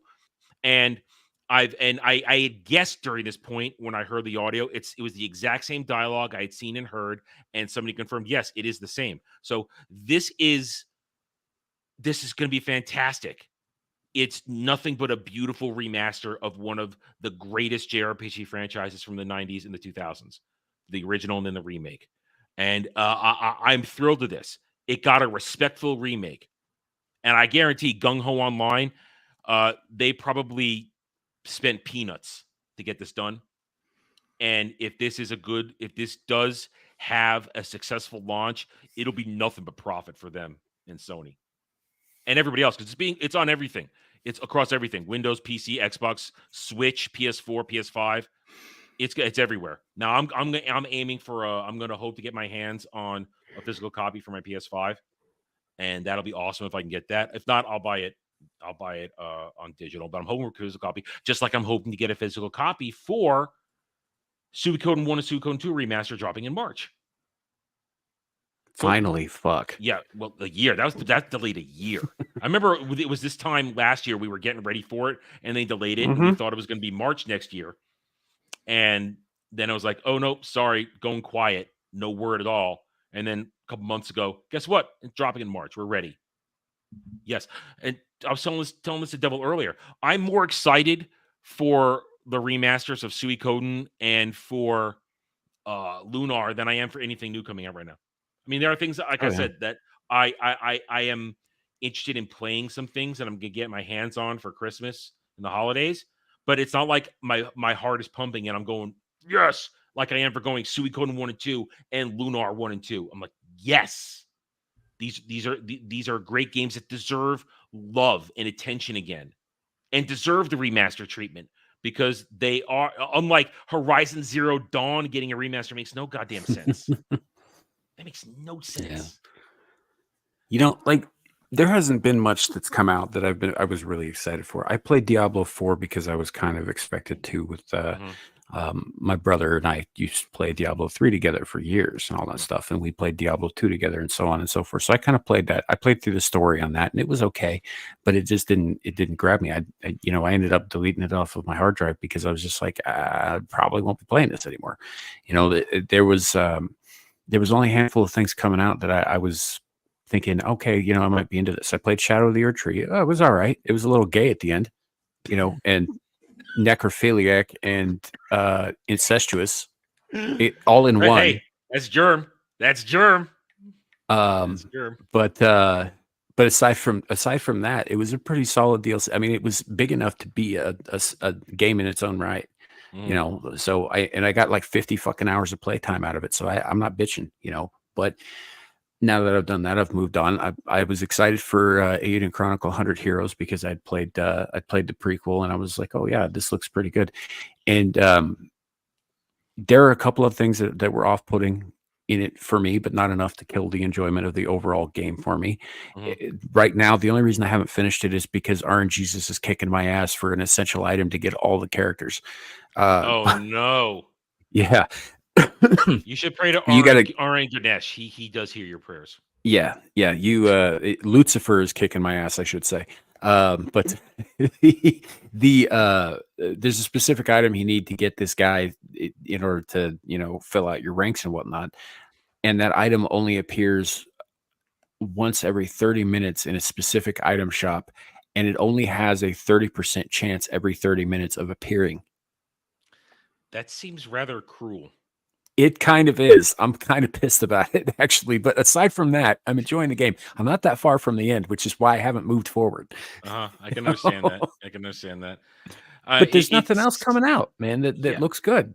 I mean, right now, I for the holidays, I'm looking at maybe 4 or 5 games I'm going to try and pick up myself on Black Friday, Cyber Monday, and in the in-between if it get price drops. I want to get this game from last year. I want to get Grand Blue Fantasy Relink. I watched the anime. I enjoyed it. And this is going to be an actual RPG, not the versus fighting game. So I'm looking at that. I'll get that on the cheap. And I should enjoy that. Like I said, I like the anime. I wish they would do more of it. I'm looking at getting Legend of Mana game that came out, but I'm very upset that if it's really good, the company went under right after it came out. So okay, I hope it's really good. But apparently it has, people say it's good. So I'm looking forward to that. Okay, that's 2. I will be picking up the remake of Romance of the Three Kingdoms 8.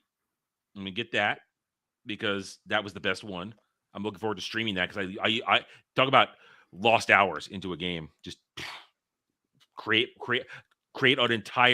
multiple clans that will then be the foundation of my own dynasty that I build in that game. I love it. So that's going to be fun. But that's a remake. That's another remake. Right now, 2 games, a remake. There's another one where I think is also a remake. Something called it's a Saga game, like Saga Crimson or something like that. It's one of the Saga games, and it's kind of got a generational thing going on in it. So that looks interesting to me. But again, it's sort of new. I'm not counting the Dragon Quest 2 DHC remakes because I'm going to let those sit for a bit. I don't really, even though I want them, I don't feel like paying $60 for it. I just don't. I'm going to wait. I'm going to say don't wait on that one. And there are 2 Legend of Heroes games that are out, but my personal experience, I let those really stack up because as quoted, when they finished Legend of Heroes, Trails of Cold Steel, when they finished that one a couple years ago, they said they are literally at the middle point of the entire saga they want to tell. So when it comes to a Legend of Heroes games, you kind of want to let 3 or 4 of them come out so you can get a sustained story. There are 2 out right now.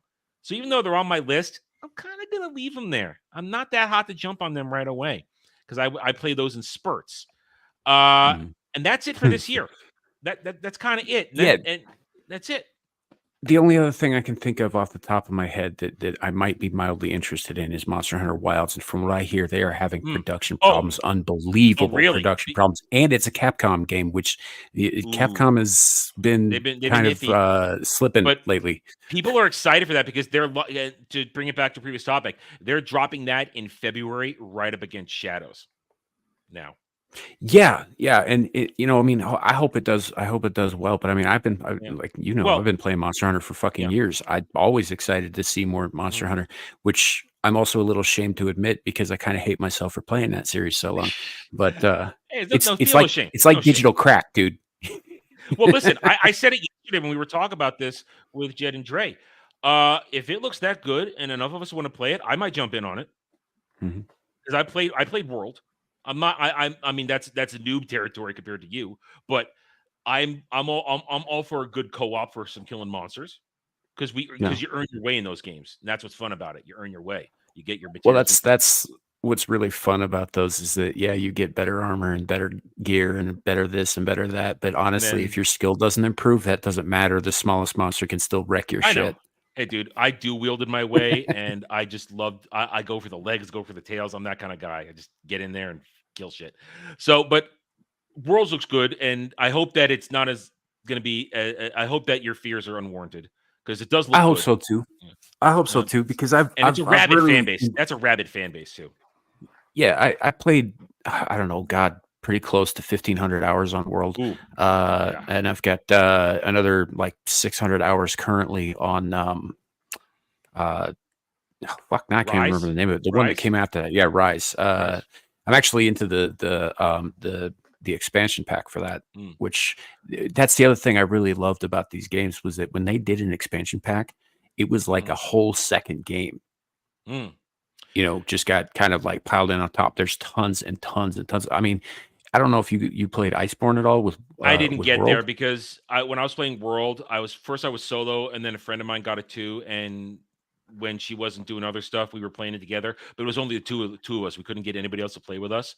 So even though we were having fun, we didn't want to pug with other people for the bigger raids that were getting introduced.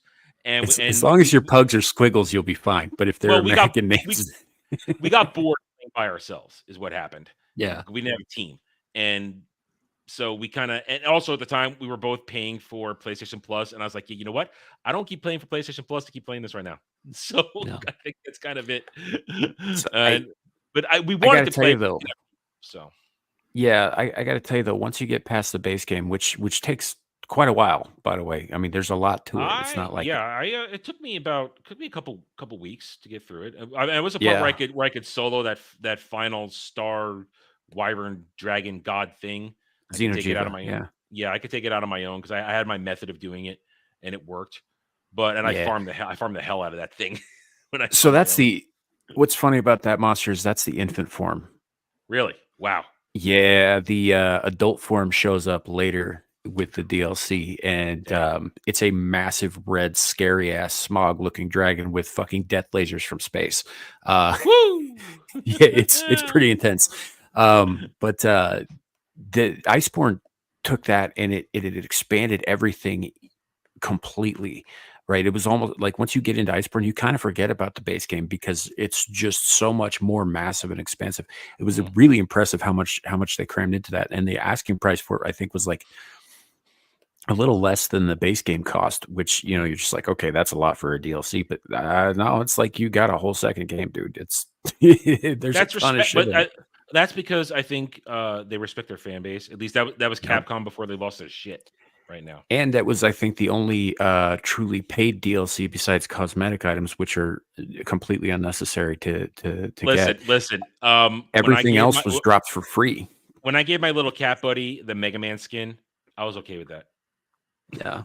So I was okay with that. Yeah. I need to finish Rise, but I hope Wilds is good. But and I hope that they don't kowtow to all of the shit, because Capcom is one of the companies that's a little bit under fire right now for bending a bit of the knee in this regard. They really have too. Yeah. And that sucks. But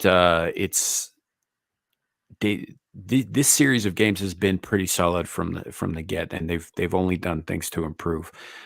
So I hope that trend continues. But I've also heard they've had some production issues too that were not related to like ESG shit. It was just like technical stuff.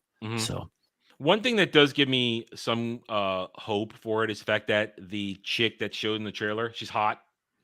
Although when I showed it, Jed's comment was, "I can smell her." And I just said, dude, you could smell everybody in a Monster Hunter game. Everybody's dirty as fuck. They all smell like musk. Yeah. You can smell everybody in that. But she's hot, and they made her look attractive. So that tells me they didn't uggify anybody in that one. So one of these days I'll send you a screenshot of my my world character. She's hot too. Yeah. But yeah, I am interested in Manalords, Any Pickle. That's down the road. I'm in the mood for those types of games. That does look like a fun one though. That's my type of chill speed for a game. But yeah, but we're talking about these games. These are the games that's like a new game, but that's next year. And next year, when we get to next year in the spring, Suikoden and Lunar are what I'm excited about. More than Suikoden, definitely.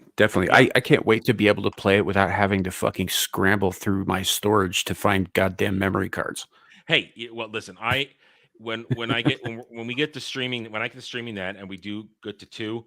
Listen, those first couple streams for 2 are gonna be breakneck racing to get Clive. It's gonna be breakneck. It's like gotta get there 7 hours. Gotta get there.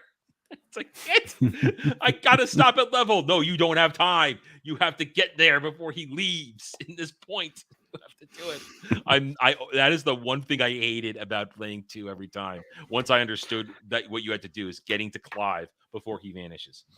Yeah, and nobody knew that the first time through. No. Nobody did. No, and then you're just like, wait, how come I can't get all the characters? It was like, oh yeah, you only got one shot to get this dude, and you've got a time limit. And this is me we're talking about, which means if left to my devices, I'm going to stop and I'm going to grind for hours in one place to get money and loot and materials for crafting and leveling up. Nope, sorry, you got to get the Clive. You're gonna miss him.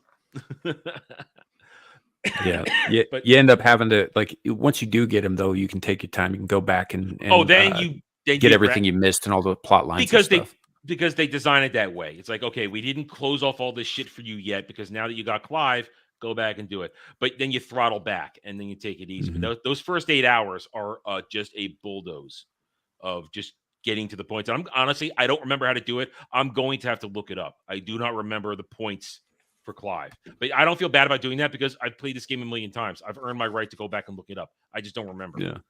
So, but it's going to be fun. It's going to be joyous. I cannot wait. And then Lunar.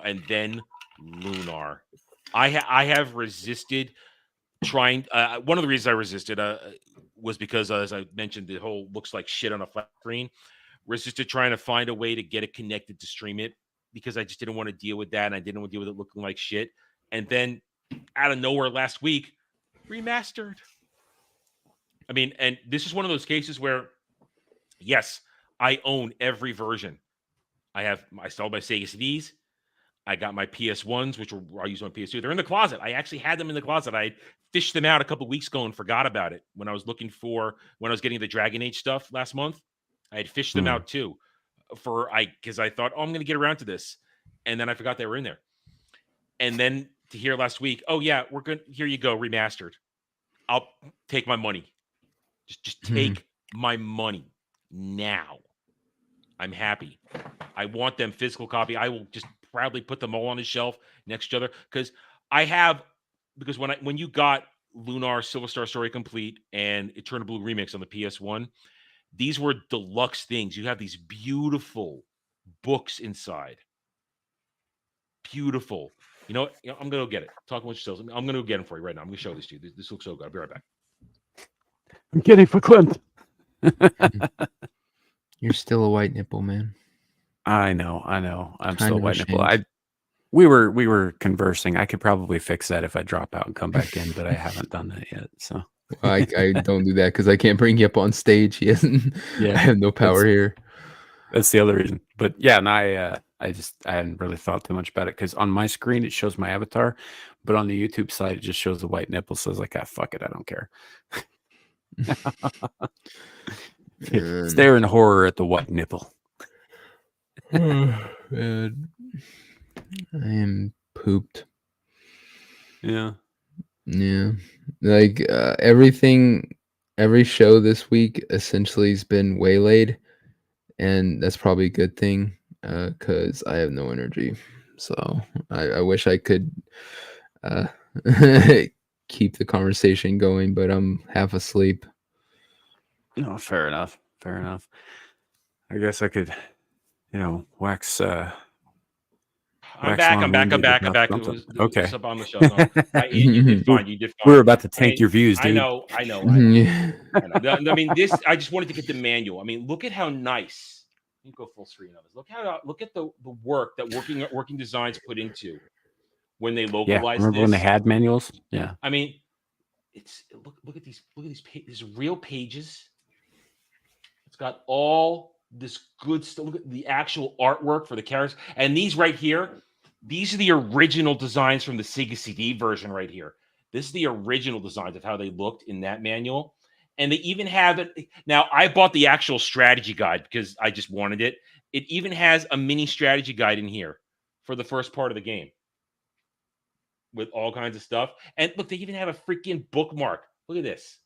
You can mark it. And this is how much effort they put into making this stuff look good. I mean, this is just beautiful. And I don't expect to get something like this with the PS5 version because I don't need it. But that's why I've kept all. Because look how good condition this is. This never leaves the box. It's just in the box looks like shit. It's been beat all the hell.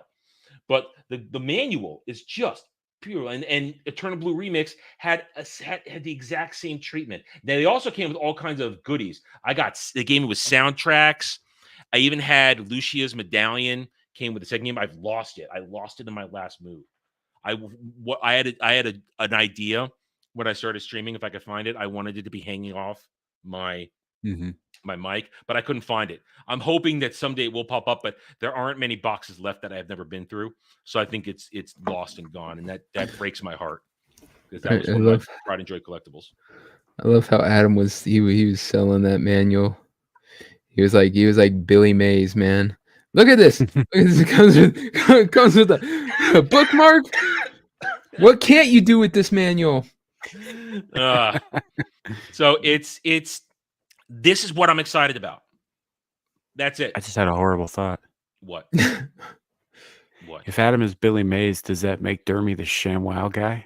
Oh no. Oh no. You mean you know what happened to the ShamWow guy, right? Yeah. You know what happened to the ShamWow guy? Excuse me, I was trying to turn on my mic before I sneezed. Shit. ShamWow guy had his tongue bitten off by a prostitute. I think it happens. It happens. As long as it's not something else bitten off by him, I guess.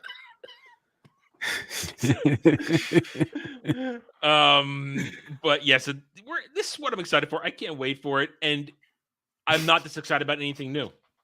And Dermy's the shake weight guy. Good one. Well, listen. Slap chop. Yeah. Oh my goodness. All right. I got one thing left, and then we're gonna watch. We're into video portion now of the show. We got this, and then we're gonna watch the video that Bug has paid us to watch. First, this one though. I think we've been forgetting that there's still some horrible, stupid movies coming this year, but that doesn't mean they don't have really retarded marketing campaigns. Are we excited for Venom: The Last Dance? No. Oh, there's so many fucking things wrong with that. No. Yeah. Okay. Well, Pizza Hut is Okay. okay. All right. Make sure the volume's not too loud. Pizza Hut's new Venom: The Last Dance movie-inspired range has arrived. Order online for a chance to win a Las Vegas holiday and more. Feed your inner beast and see the movie only in cinema. All right. So let's go back and look at that pizza real quick. So they just put black shit on everything? They just had Venom jizz all over it, apparently. I don't know. Symbiote jizz. Are you eating that on everything?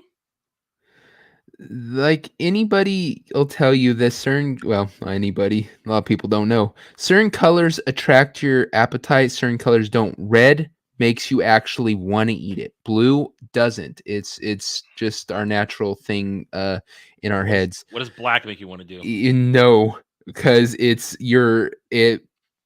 what it purveys to us. Red is ripe.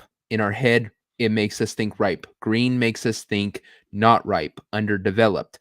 Black makes you think rotting. Because it is.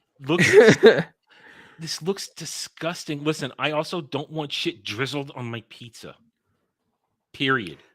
I can only see one possible benefit to this. I'm looking at the pizza box in the back. You could take the top of that pizza box and make a pretty decent stencil for like a jack-o'-lantern or something. But that's about it. That's cool. Mm-hmm. It's true. I think this would only work if it looks like chocolate sauce on a dessert. Then it would work. Because then you expect to see chocolate sauce drizzled over dessert, but not on your pizza or your goddamn breadsticks. Yeah. Who's calling and saying, put that black shit on my pizza, please? What exactly is it? Do they say what it is? It's probably some barbecue or something. I guess we'd have to go to the actual Pizza Hut website. Because even then, barbecue sauce doesn't go on every pizza either. I don't really Either that or it's wrench that they like put freaking black food coloring in or squid ink or some shit. But that's still nasty. This just looks nasty and it screams of desperation.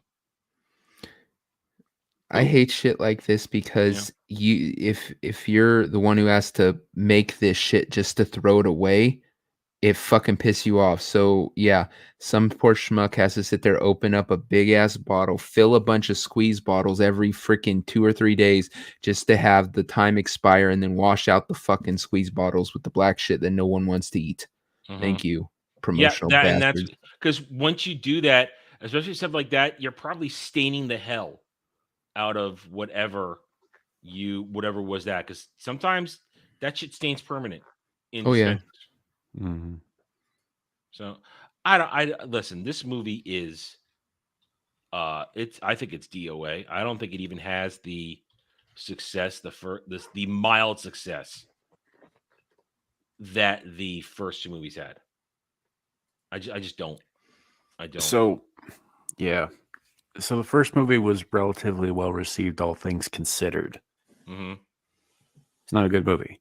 But it was relatively well received. It did earn them it did earn Sony a little bit of goodwill along with the Tom Holland Spider-Man movies that were, part of the MCU or whatever.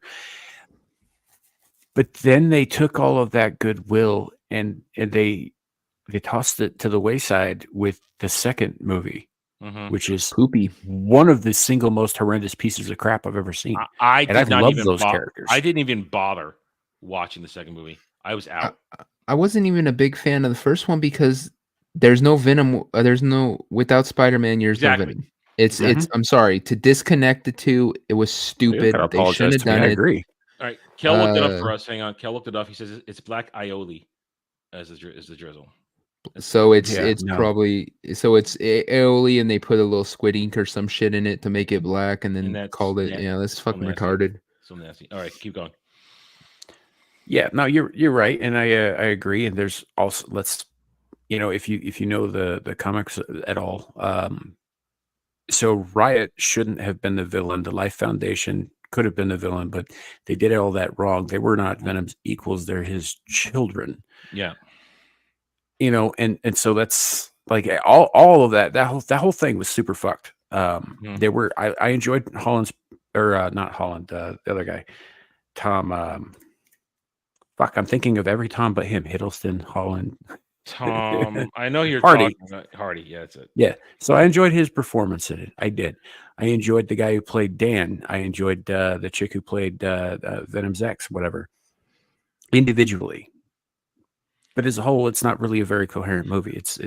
And you're right. Without Spider-Man, there's no Yeah. reason for Venom to exist at all. The only thing I did like is they at least got the symbiote special effects right. Finally. Yeah, for the most part, the Yeah. symbiotes looked pretty good. But the problem with that was because they were pretty much entirely CGI. Mhm. That end fight between Venom and Riot, you can't see what's going on for the No. entire fucking fight. It was also because dark it's as just a fuck, jumble too. of goo. And the Yeah, lighting was shit. The lighting this was shit too. a couple things. One, that pizza, the dough makes it look like it's made of Play-Doh. Well, you got to remember, any disgusting. food that you see presented for commercials, that's completely inedible. Have you ever seen the Oh, stuff I they know. do to these Yeah. things to make it look edible in commercials?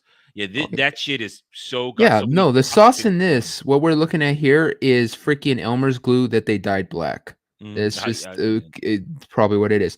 But what they should have did is one, Spider-Man should have been in it. And in the first one should have been him fighting Spider-Man. They could have whatever bad guy they want to come in at the end.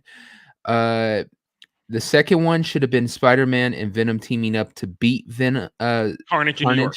Carnage in New York. Yeah. Then what this third one should be is instead of bringing in what's his name, the God, I can't remember. There's no reason for them to bring in Null at all. No. It should be anti-Venom.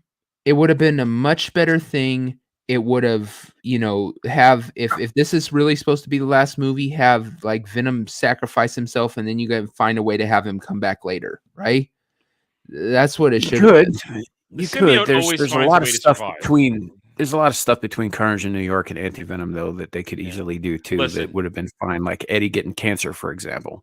That's all I know is that when they started this whole thing, I knew from the beginning I was never going to get Maximum Carnage, and that's kind of what took me out of it.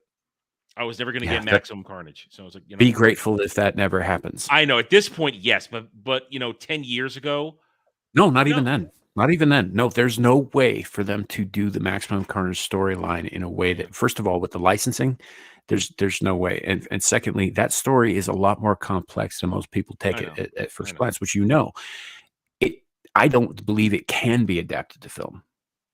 Mm-hmm. Period. Yeah, you're probably right. So I had a dream once, I had a dream when they did live action Spider-Man for the very first time 20 years ago. I thought, wow, maybe one day I'll get Maximum Carnage. That'll be awesome. And now I realize it's naive little. Of course, and like when the Raimi trilogy began, I had no idea what licensing was and who owned what and anything. I was a kid. I just like, oh, it can't be that hard. Just do it. No, everybody wants to own shit and make money on shit they don't want to share. I had no idea that what shit looked like, the knowledge I have now. So I know that they'll never get it. They'll never do it. And you're right. Let's just leave it in the comic where it's great. And I'm past that. I'm past that stage of needing to see things in live action that I loved in the past. For that was in book or comic book form. I'm past that. I don't need it. Yeah, I mean, I can't even see them doing a decent live action version of the spider doppelganger, right? Because unlike the symbiotes, he's not a fluid. He's very solid. He's got 6 fucking arms and razor teeth, and he shoots out webbing that can slice your fucking arm off. Razor webbing. Yep. And listen, there's so much in that they. You're right. Licensing alone, considering every character that shows up throughout that thing, Mm-hmm. and of course, and to do it right, you'd have to. And we already know they've never done it. You need a lot of different setups to make it work. You have to have every single one of those villains and heroes that appear in it be established in some way, shape, or form. And Not Yeah. just Sony, but Marvel dropped the ball on that a decade ago. So, Well, I there's mean, too much. It's too much. Captain America's in it. Firestar's in it, who hasn't been established at all, who was both a young Avenger and a member of the X-Men at one point, because she's a mutant, which would tie into the Fox properties and not just the Marvel properties. It's got Cloak and Dagger, who have not been who had that shitty little horrible show, that horrible what was it? Yeah. Wasn't CW, it was the other one. It was the ABC one. It was ABC Yeah. and then it became, you know what I'm talking about. Yeah. That So, show was and dog shit. That show was there's not only did they do everything wrong in that show, but we're talking about like an adult Cloak and Dagger who have been seasoned Mhm. at this point, right? You got fucking Deathlock is in it. Yeah. Right. Morbius. Whose only appearance so far. Yep, Morbius is in and it. they already Deathlock's fucked only Morbius. appearance live action was on Agents of S.H.I.E.L.D. and they fucked And that up. wasn't even a good one. Yeah. It was not. I mean, what is it? Michael August? I forget his last name. Yeah, J. August Richards. He was J. good August as he was for what fine. they gave him. Yeah, he was fine in the role, but the role was written incorrectly. Yeah. Yeah. You know, and and that's just on the side of the good guys, right? It's also got fucking Hobgoblin. We've got no Black Carrion. Cat. Yeah. Oh yeah. Black Cat's in yeah. it You too. need to do a whole build up to who the fuck even Carrion is, and what it means at the end to have when they reverse. I'm talking right over that. I'm not doing that. I'm not opening that can of worms. They'd have to have when they reverse Shriek's power and he gets turned back into normal. You need to kind of have a whole thing there, and you right up. Got to bring up Demo Goblin.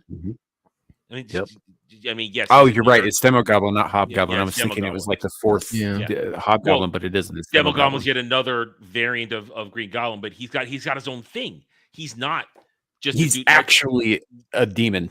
Yeah, he's not normal. So I mean, just so much. You know, and his whole deal is purging sin, and that's the only reason he's hanging out with these guys is because they're going around causing people to freak out and shit. And he's like, "Hey, I can kill more people this way." And blah blah blah. You kind of have the Fantastic Four established because they break into F4 Plaza to steal the sonic gun. Yeah, they steal a bunch. They steal a bunch of. They first of all, they break a bunch of Mr. Fantastic shit. It's a great panel where they don't show you the events; they just show you the aftermath of what they went through to get into Reed Richards' lab to steal the gun. Playing hide and seek with this, playing hopscotch with that. You see webbing everywhere. You see broken shit. It's a glorious 2-page panel of all the shit they went through, all to get the gun. And then Venom's like, yeah, you know what? We're going to hold on to this. We will hold on to this since we're the one that are weak to this. You don't get to hold this, Peter. Yeah. So he's like, yeah, you don't get to have this. This is ours. Yeah. I mean, you don't have, there's so many things that needed set up and they've never done the legwork for it. And you realize they have to because Maximum Carnage is not something that can be shortchanged. Like you said, there are so many layers to it, and the characters need all kind of work. Because let's just look at Black Cat's Felicia's story in that one. She joins up out of loyalty to Peter, and about halfway through, she has suffered so much damage because this is regular old Felicia Hardy. This isn't a Felicia Hardy that has any sort of souped-up abilities. She's just a very agile super thief. She's essentially tits. Marvel's Catwoman. Yeah, she doesn't have any tits. superpowers. Just big tits. That's her superpower. Big, fantastic tits. And she did it out of loyalty for Peter, and then halfway through, she gives up. She's like, "That's it. This shit's getting too out of control." I just took at one point, I think it's Venom. He just smacks her out of the way, and it broke and then he says, "If you can't hang, pussycat, get the hell out of my way." Yeah, and then she's nursing her wounds, watching everything go on, and she has to have a moment, and it's not even on camera, it's off camera, where she makes the choice to come back, and at the last second during part of the fights, sweeps in for a swinging line kick to help out Peter at the last second. So you have to you need all that buildup that she had a crisis of confidence, but manages out of loyalty and not romantic love anymore, but friendship love for Peter because they're not together anymore. He's married to MJ at this point. For her to return to the fight where she knows she is in over her head. We're talking about some of the worst fucking supervillains out there. When she goes into it, she knows she's probably going to die if she goes back because she is out of her league. That's actually, I think, the phrase she uses at one point. She is out of her league. These are all extremely powerful creatures that she's going up against. All of her friends all have extreme superpowers as well, right? And she is just human. And that's where the crisis of conscience comes in because she realizes that they are in fact superior to her, and that if she keeps trying to run with these guys, she will die, and she doesn't want to do that. So she has that crisis of but she comes back anyway because she comes back anyway because she's inspired by Peter, who never gives up, even though he has his own crisis of confidence, which of course brings in Cap. That's one of the best moments where it's one of the best moments in comics history. You need a hand, son. Looks like you need a hand. But later on, Peter, even after that, Peter is suffering so bad that at one point he's, what am I doing here? What am I doing? And then he sees a mother suffering from Shriek's abilities, about to throw her kids off the side of a building. And when he saves them, he realizes, no, I'm the one that saved these kids, not Cap, not anybody else. It was me because I was here in this moment. So I am making a difference, and I need to get back out. And how are you going to show that on screen without thought bubbles? You're right. What I'm saying is that there's so much going on in that scene that it can't, so he saves the kid, and he's all of a sudden he's full of pep and stuff, but you're not seeing the internal struggle that he's experiencing in that. That's why I'm saying I don't believe that this story can be brought to the screen in any sense that does it justice. At best, you could maybe do a well-done animation, but you still need to do the legwork. You would still, and nobody, I think, is willing to do the legwork. I mean, Andy Pickle brings us up. They haven't even done the legwork for the bullshit Secret Wars they're setting up. No, and they're not going to. That's the bullshit version where God Doom makes everything into one world. That's the bullshit version. They haven't even done the legwork for that. So, yeah, it's. I mean, there's all. Lethal Protector takes place right before Maximum Carnage, right? Yep. Well, the whole reason Lethal Protector happened, this is why they started Venom movies, by the way, I think in San Francisco, because he doesn't start out in San Francisco. He starts out in New York. He's from, Eddie Brock was born and raised in San Francisco, but he's in New York, becomes Venom, does all of his Venom-y things there for years. Yeah. Eventually, in I think it was Amazing Spider-Man number 375, he strikes a deal with Spider-Man when he realizes that Spider-Man also helps innocents. It took him that long to get to realize when Spidey saves his ex-wife Anne from being crushed to death by a burning Ferris wheel, I think. Which he returns when he saves MJ in the club in Maximum Carnage. Tell Peter that we're even now, and he licks her face when he does it. Right, but that line doesn't make any sense if you have not read Spider-Man 375. Nor does the fact that when Venom first hears about Carnage going on a rampage, he's in San Francisco. At that time, he doesn't even show up in, I think, New York until the issue 3 when he gets off the plane and does this whole I Venom thing and scares the shit out of all the passengers, which is pretty funny. But but there's all kinds. So all that stuff with the Life Foundation happens in between 375 and Maximum Carnage, right? Which entails all of these other symbiotes who are his offspring. So he's already dealing with the fact that he's had to fight, more of his offspring. Carnage is also his offspring, and arguably the worst of them. Yeah. Wow. Yeah. Venom's an absentee father. Let's just be honest. Oh, very much so. Yeah. A lot of baby daddy going on there. Shows up. Yeah, see, I stopped reading before Toxin, so I have very limited knowledge on Toxin. Toxin is Carnage's spawn, and it's just a beast. I know that much. He can kick everybody's ass. Yeah, because the lore is that they progressively get stronger. Every subsequent birth off of it is more and more stronger, which is why Carnage is more stronger than Venom. Well, and Carnage is also kind of a mutant symbiote because it's not a symbiote. It's literally in his blood at that point. So the Carnage symbiote actually dies not long after Maximum Carnage. It's killed, but before it's killed, it manages to alter and mutate Cletus Cassidy's blood, so he's able to create basically a symbiote out of his own bloodstream. So like when he's tied up in Ravenloft at one point later on, and he just like he nicks his finger a little bit so he can get some blood out, and then the next thing you know, he's free and everybody's dead. But that mutation took on a life of its own, but it's one of the reasons he doesn't refer to himself as we either, is because he has a very different thing going on than Venom does. It's not two minds, it's one. But eventually Cassidy dies, and that mutation leaves him and, you know, takes over other people, which is a whole other weird can of worms. So that symbiote isn't exactly a symbiote anymore. It's something else entirely now. That much I know. But I was long past reading at that point when that stuff started devolving in its directions. So, and that's why when I was playing Spider-Man 2 this year, and by the end of one of the storylines, I realized that this dude I had been chasing all around the city who wanted to get his hands on a symbiote, when they said one of his aliases is Cletus Cassidy, I just went, no, God damn you, no, don't. Yeah. Wow. So this third one, not looking forward to it. There's no reason for Null to be in it, and if they're going to do the King in Black kind of shit, then why isn't Grendel a dragon? And the last thing I'll say about this pizza shit is that's going to turn your shit black. You don't. Yeah, you're gonna get afraid. You're gonna be pooping ink, man. Ink and hot peppers. Okay, so our good friend and sometimes fellow panelist, Mr. Bug, has super chatted $10 for us to watch porn. To watch Pineapple Popper, The Grenade That Cleans by Djibouti Dubs. So Djibouti Dubs. So, you know, them's the rules.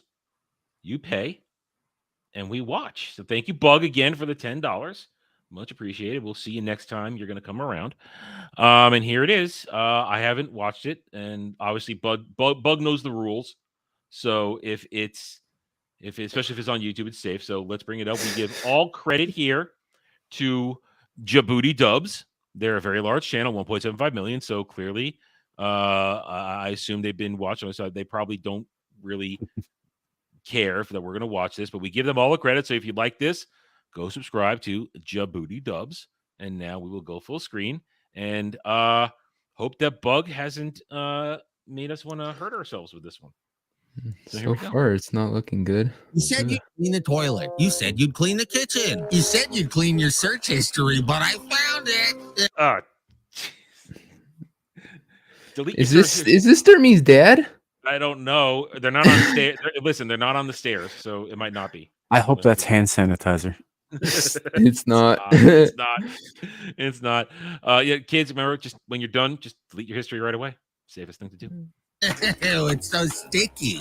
Wonder why. Listen up, bitches. Oh yeah, you like that? Oh, God.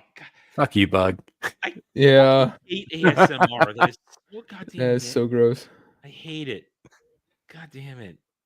I mean, even Dermy has a fucking setting he switches to sometimes on his microphone, and he'll do that shit. It's like, stop it, just stop it. Ugh. All right, so the pineapple grenade. Okay. Dealio here with the pineapple popper. It's a handy grenade that can blow up any mess. Here we are at a 1-star rated Taco Bell. That's so gross. I'm gonna throw up. This is why I'm a home-based pooper. You know, I don't travel to poo. Do it at home where my toilet's clean. Oh my God. And you know the toilet's backed up. Stay away from that new Chalupa Gina Supremo taco thing. It's a fucking pocket pussy. Look at it. It's gross. Trust me. Let's see if the pineapple popper can get this bell ringing again. All you gotta do is set your preferred explosion size. Wait. So, what is this thing gonna do? I don't know. Hopefully, pineapple popper. It's a grenade, but what? Pull the pin, give it a squeeze, and say goodbye to those stings. Now hold the lid down and brace for impact. I would never touch that. I'm not touching that toilet with anything. Maybe a hazmat suit on. Ooh. Why is it cracked? Because Lizzo was there. Because it got blowed up. Somebody ate. Did you hear what I said? Everybody back up. This thing's gonna fucking blow. Wow, look at all that foam. What? Ew. Ew. And it smells That doesn't so look better. good. It doesn't look, and he looks worse. Watch as it dries and cleans in seconds. God damn! It's bussin'. The pineapple popper works just like any grenade. But the secret is in my thick, foamy PP formula, which is a pineapple and Formula? His thick, foamy pee-pee formula. fused all-purpose cleaner that's non-toxic. And you know what that means. Enough talk. Ugh. Oh, what? What? I'm confused. Wait, it's a beverage too, but it's a cleaner with a PP foam. I don't know. Maybe this is like the cleanse. Maybe Alright. he likes Stranky PP. I don't know. Oh god. Oh, shucks. I must have trashed my place last night in some sort of psychotic rage. Ugh. You see, well, I was doing my Disney Star own Wars fan. Maybe. independent research on that ayahuasca stuff, and man, did it upset my tummy. I was vomiting all over the place. And then I was surrounded by these awful creatures, not from this world. And they just wouldn't. You know what? Don't do drugs. Just give Bug back his $10. Shit. stop laughing at me and teasing me and calling me gamer words, and I just couldn't stop crying. And Gamer words. oh, how am I This supposed one. to get these stains out? Don't worry, my friend. One toss of the pineapple popper ought to clean this up. Let's send those demons and those stains right back to hell. I don't think those demons are going anywhere. Oh, Okay. Stand down, Delio. This looks like a job for big corporate clean. Oh, god damn it! It's those over-sexualized name brand cleaning mascots. That's right. And me and my boys here are gonna. Why is the What's- scrubbing bubbles guy? He's just a brush. Why is he on a naked man? I don't know. He's on a naked Chippendales model. Yeah, but where did they get that from? Because they're a bunch of perverts. Because they're over sexualized, I guess. I don't know. And is it the brawny guy? Doesn't he have a beard? Or That's the No, new brawny guy. They changed him. they really? Mm. Oh, it shows. Yeah, you he used to have red hair and a red beard, and he looked like a freaking mountain man, or not mountain man, but like a lumberjack. lumberjack. Yeah. And yeah, now they're all like, let's make him look like Todd Nobody. And Okay. it's stupid. Obviously, I haven't bought brawny in a long ass time. I don't either. I I'm buy paying for that. generic Walmart paper towels. Fucking spread our soapy, sudsy loads all over this dirty butt fucking mess. Fuck. Yeah, but fucking Mr. happy. Clean would never say that. Yeah, that man is clean. He has a clean He mouth, not looks- a potty mouth. He looks like he's got Down syndrome or some shit. I think he's about to say something retarded. I think I paused it as he's going to do a retard thing. Let me do about 1 second here. Mess. Fuck yeah. And here I And so you see, he's all happy for this because there is there that room is used to butt fucking. That room is used to seeing some butt fucking. So am the president of the Mr. Clean online community. I even have all of his limited edition merchandise and action figures. Oh, Mr. Clean, I need you to clean No. my Oh, whole this is house and every room gross. that's in it. Oh, jeez. Dermied it. Oh. You guys had to know this is where this was going. no, actually, I didn't. I didn't know we were gonna have a fantasy of him shoving Mr. Clean. You just said this room sees all the butt fucking. Yeah, I know, Of but course, he wants to I- fuck Mr. Clean. I didn't know it was. Gonna I don't be think Mr. he's Clean. still here, but Bug, you're fired. Oh, God, just look at him. He's like the white Michael Jordan of cleaning. Fuck off, you bald asshole! Yeah! No, the world needs Mr. Clean! Oh, I'm a dirty little boy. I'm a dirty little boy. Gross and stupid. I This screen cap can go so many ways right now. This needs to be added to your intro repertoire. The screen cap right here. Oh it doesn't. I don't know. Son of a bleach! What the scrub was that? Mr. Clean, I think I'm dying. Can you save me?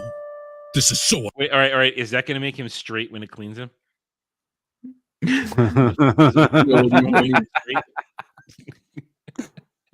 unclean. Fuck you, Let's bud. not look I at see you there. it, boys. Hang on, go out there.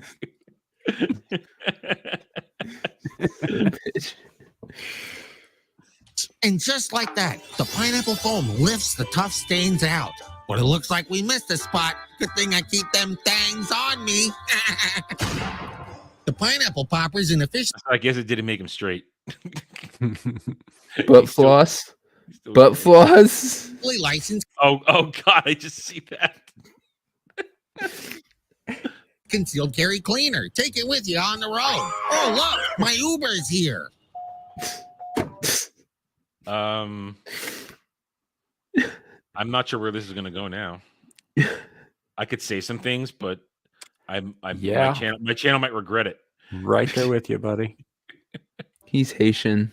He's only a danger to cats and dogs. What's that smell? No smell. It's falafel.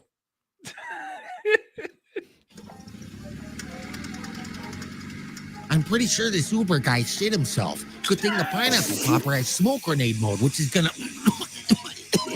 Oh God, what have you done? My eyes are deformed, I cannot see. Oh God, roll the windows down and Ooh, hot doggy. Looks like that Jay Delio done got himself in the quite. Wait, Colonel Sanders? What? Somebody wrote this when they were on drugs, man. Why is Colonel Sanders here? I'll be honest with you. Aside from like the severely disturbing nature of this, the plot line here is something that's straight out of like 80s Hollywood with all the cocaine. It's like a double down, but with a hot dog. What's going on with the hot dog? Instead of a hot dog bun, it's a chicken patty wrapped around it. It looks like. Why is Colonel Sanders here? I mean, I know that KFC and Taco Bell are all owned by Yum. I know they're all under the same temple, so maybe that's why. But why? Fried pickle, but I'm sure he'll figure it out. In the meantime, I'd like to use this commercial opportunity to tell you all about my latest addition to the KFC menu. Introducing my double dick down booty hole brown. Booty hole dick down. Yeah. Let's see. Double dick down booty hole brown. Double dick down booty hole brown. It has like a little chocolate donut on top, I guess. It's supposed to be the butthole. Is that a butthole? I don't know. Brown meal. 2 delicious long dicks wrapped in a fried chicken bun with a booty hole chocolate brownie on top. Let's check in with the reviews live and see how folks are enjoying this brand new delicious. Oh no. It's a dirty brown hole. This dick stuffed meal. Yo, it's so good. Oh my God. Oh, donation daddies. This is supposed to be Mr. Yeast. Butter, carbonated jizzer, bubble cut Gary, hot farter 1. I guess those are her biggest donators. Oh God, Nikocado avocado is really. I thought this was supposed to be about a cleaning pineapple. Yeah, why are we looking at the worst of a thought tub? I mean, Sea Monster 69. Now, before we talk about all the delicious drama into our daily crab boil, I just gotta try this new dick meal from KFC.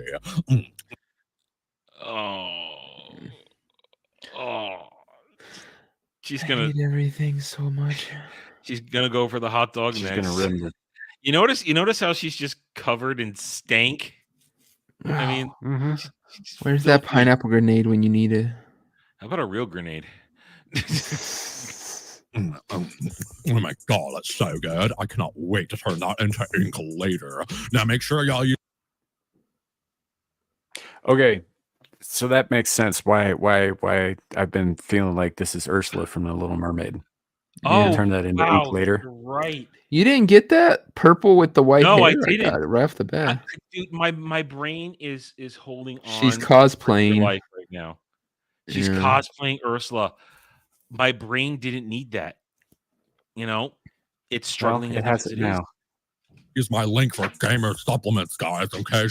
Under DAC algae supplements, male gaming enhancement gummies to help It's you under the sea. game under dusty. Oh God. Thank you. Help you game and goon all night long. Well, these are made for cloud. Though. These are for cloud. These are cloud. He'd probably goon to this. Use creator the use creator C Monster 69 for 69% off. 69 for 69. Oh, shout out to our sponsor, Under the Sea Algae Supplements. All right, now let's see what these dicks are all about. This is disgusting. Who the hell's watching this crap? Finally. You foul beast of the deep. Oh my god. What the hell was that? Now that's what I call a mukbang. Mukbang. You. You already know I'm rolling. Oh, I always hated this guy in real life. I hate this guy anyway. I hate all the celebrity chefs. Is he? Guy Fieri's dead. Oh. No, he's not. He's not. I thought he was. Now with the He's just his career is dead. Nobody cares about him anymore. most wicked. Well, no one wild cares dump. about anything from Food Network. The channel's dead essentially. Yeah, they shot themselves a long time ago. Brother, one time my guts were rocking and rolling. After Kid Rock and I gobbled up a 6-pack of slutty sirloin sliders. Oh, fuck. I'm just thinking about it. My throat's starting to lubricate itself. Ugh. Anyways, I didn't even make it to the porcelain throne. I shotgun sharded up the walls. Whoa! Thank God I had a pineapple popper on me to clean that shit up. As a mom with teenage boys, you wouldn't believe the stains and glue like Aaron Mother's professional mom. Cross on a day-to-day basis, but with the simple toss of a popper into the wash, Caitlyn Jenner. the laundry is done instantly. It saves me time and instills fear into my children. It's like my secret little weapon. I love it so much. Every red, white, and blue-blooded American's gonna love Tony. Tom Hickson, American hero. Little damn things around. And to all you fucking haters that are trying to get it banned because you think it's not safe, fuck you. I bet you love getting on your knees and scrubbing the floor with a sponge, pussy. I'll fucking lap one up right now. I ain't afraid of fucking shit. I love the pineapple plopper. But wait, there's more. I'll even throw in my pineapple launcher. It's great for taking out big messes. Oh no, look out.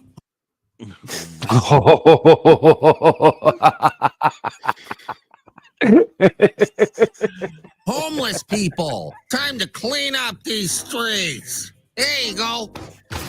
One for you. But he's not Korean.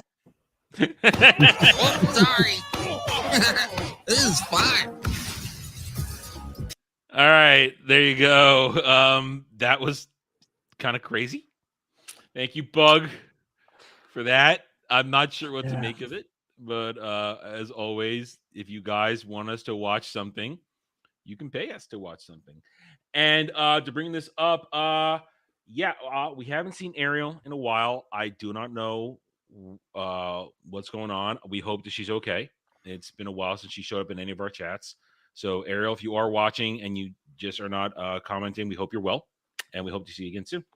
Mm-hmm. So, because we know that Ariel sometimes has to have hospital visits, so we hope Ariel's okay. Other than that, we're done. We talked about everything, and we got through a very strange video. Well, thanks, right. Bug. Now I have to go to bed with that in my head. I'm a good hour away from going to bed, so I have enough time to watch. I have enough time to watch some anime and flush my brain. Samuel's Anyway, gonna be seen there, freaking having nightmares about Ursula tongue in his butthole. now he will. Yeah, now I will. Thanks for saying it, asshole. Anyway, let's wrap this up so Samuel can have sweet dreams about Ursula. Shut the fuck up. Devil, you got stuff canceled. When you come back, what are we looking at on Beelzebub? We got when we get back, we got Street Fighter. I'm gonna redo it, but it's gonna be 2 weeks out. We just couldn't get the people in line to get it done. Everything else is done, just not the people. And then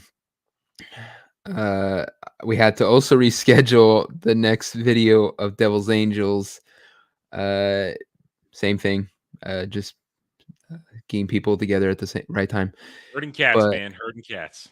Oh yeah, but catch us Friday going into Saturday on the pub, which should happen unless once again all the regulars can't make it for some reason. So yeah, I'll be there whether I'm awake or not. Okay, Samuel, what's the rest of your week look like? We've got Abyssal Musings coming up on Friday. Right after that, on my channel, and right after that on Devil's channel, Beelzebub, which I will be there for. And then Screaming Into the Void on Saturday, back on my channel, and then back here for Mellow Mondays next week. Might be doing something on Exiled Lioness 2 in the meantime, because her birthday's tomorrow, so she might want to do like a little birthday stream in the next day or so. So look out for that, I guess. Okay. As for me, let me do one thing, check real quick, see if I can announce this yet. Nope, has not. I don't think it's been done yet. All right, yeah, still waiting on that. As for me, tomorrow is Tuesday, which means it's probably a game streaming day. We will continue. It's been a few days, just been busy with so many streams and other stuff. We'll be picking up Dragon Age Inquisition back on my gaming channel, Renaissance Nerd Arcade. Rest of the week, we've got the finale of Rings of Power Season 2. It should be gloriously horrible. Check that out on Thursday. Then Friday, Ballbusters. Saturday, our season finale of This Is Mordor Country. We're 8:30 p.m. Eastern. And then that'll be the following week, the return of Saturday Night Drive-In. Some of you did, thank you very much for submitting some of your votes or your suggestions for Fan Choice Movie Week. They have been delivered to a third party. I'm simply waiting for his collection of 5 that I will put up on a poll on my community tab, probably the next 24 to 48 hours for all of you to vote on. And whichever one wins, Jed and I will watch when we come back to Drive-In 2 weeks. So stay tuned for that. I will let you all know when that happens. Let's see. Then, of course, next Sunday, 2 p.m. Eastern, Roundtable. We will talk about the week's events, and we'll be back here Mellow Mondays next week for 10:30 p.m. Eastern for who knows what. You never really know what's going to happen here, but it usually is fun. It usually is nerd. Actually, Andy Pickle, Frighteners is one of it's already closed. I'm sorry, but Frighteners is one of my choices this month on Drive-In for Halloween. So you're going to get that anyway this month for October. You're already going to get that. It's one of my Halloween movies this year. I got it right there. Picked it up last year for a good price on Christmas. So we will be watching Frighteners. You don't even need to request it because it's going to happen whether Jed wants it to or not. So it's going to be, that's what we look like going forward right now. Other than that, as I said, stay tuned for other stuff. Not this week, but next week, next Wednesday, there will be an autopsy stream for Rings of Power. Jed cannot make it for the season finale this week, so he will be joining me for that one. And other people might, open door, who knows, show up. So look forward for that a week from Wednesday. Other than that, usual stuff. I'll do my best to provide you people with my glorious, in-depth, very knowledgeable takes, and I say that hoping you believe me, on whatever comes up news-wise, as we also do prepare for Dragon Age Veilguard in 30 days. You couldn't even get that last bit out. 30 days. I did drop a video on my thoughts on a bit of news that dropped today. I was not happy because I think it shows complete disrespect to the fans. So you can go check that if you haven't yet. Yeah, I hate to end on that note, but anyway, guys, thank you all for being here. We appreciate your support. We cannot continue to do this without each and every one of you. You guys keep us going. We are here to entertain you. We are here because you have shown us you want to hear what we have to say, and we're happy to do it. We're happy to have fun, and we just want to have fun. That's it. So thank you all for being here. We will catch you guys next time. Until then, take it easy. Night.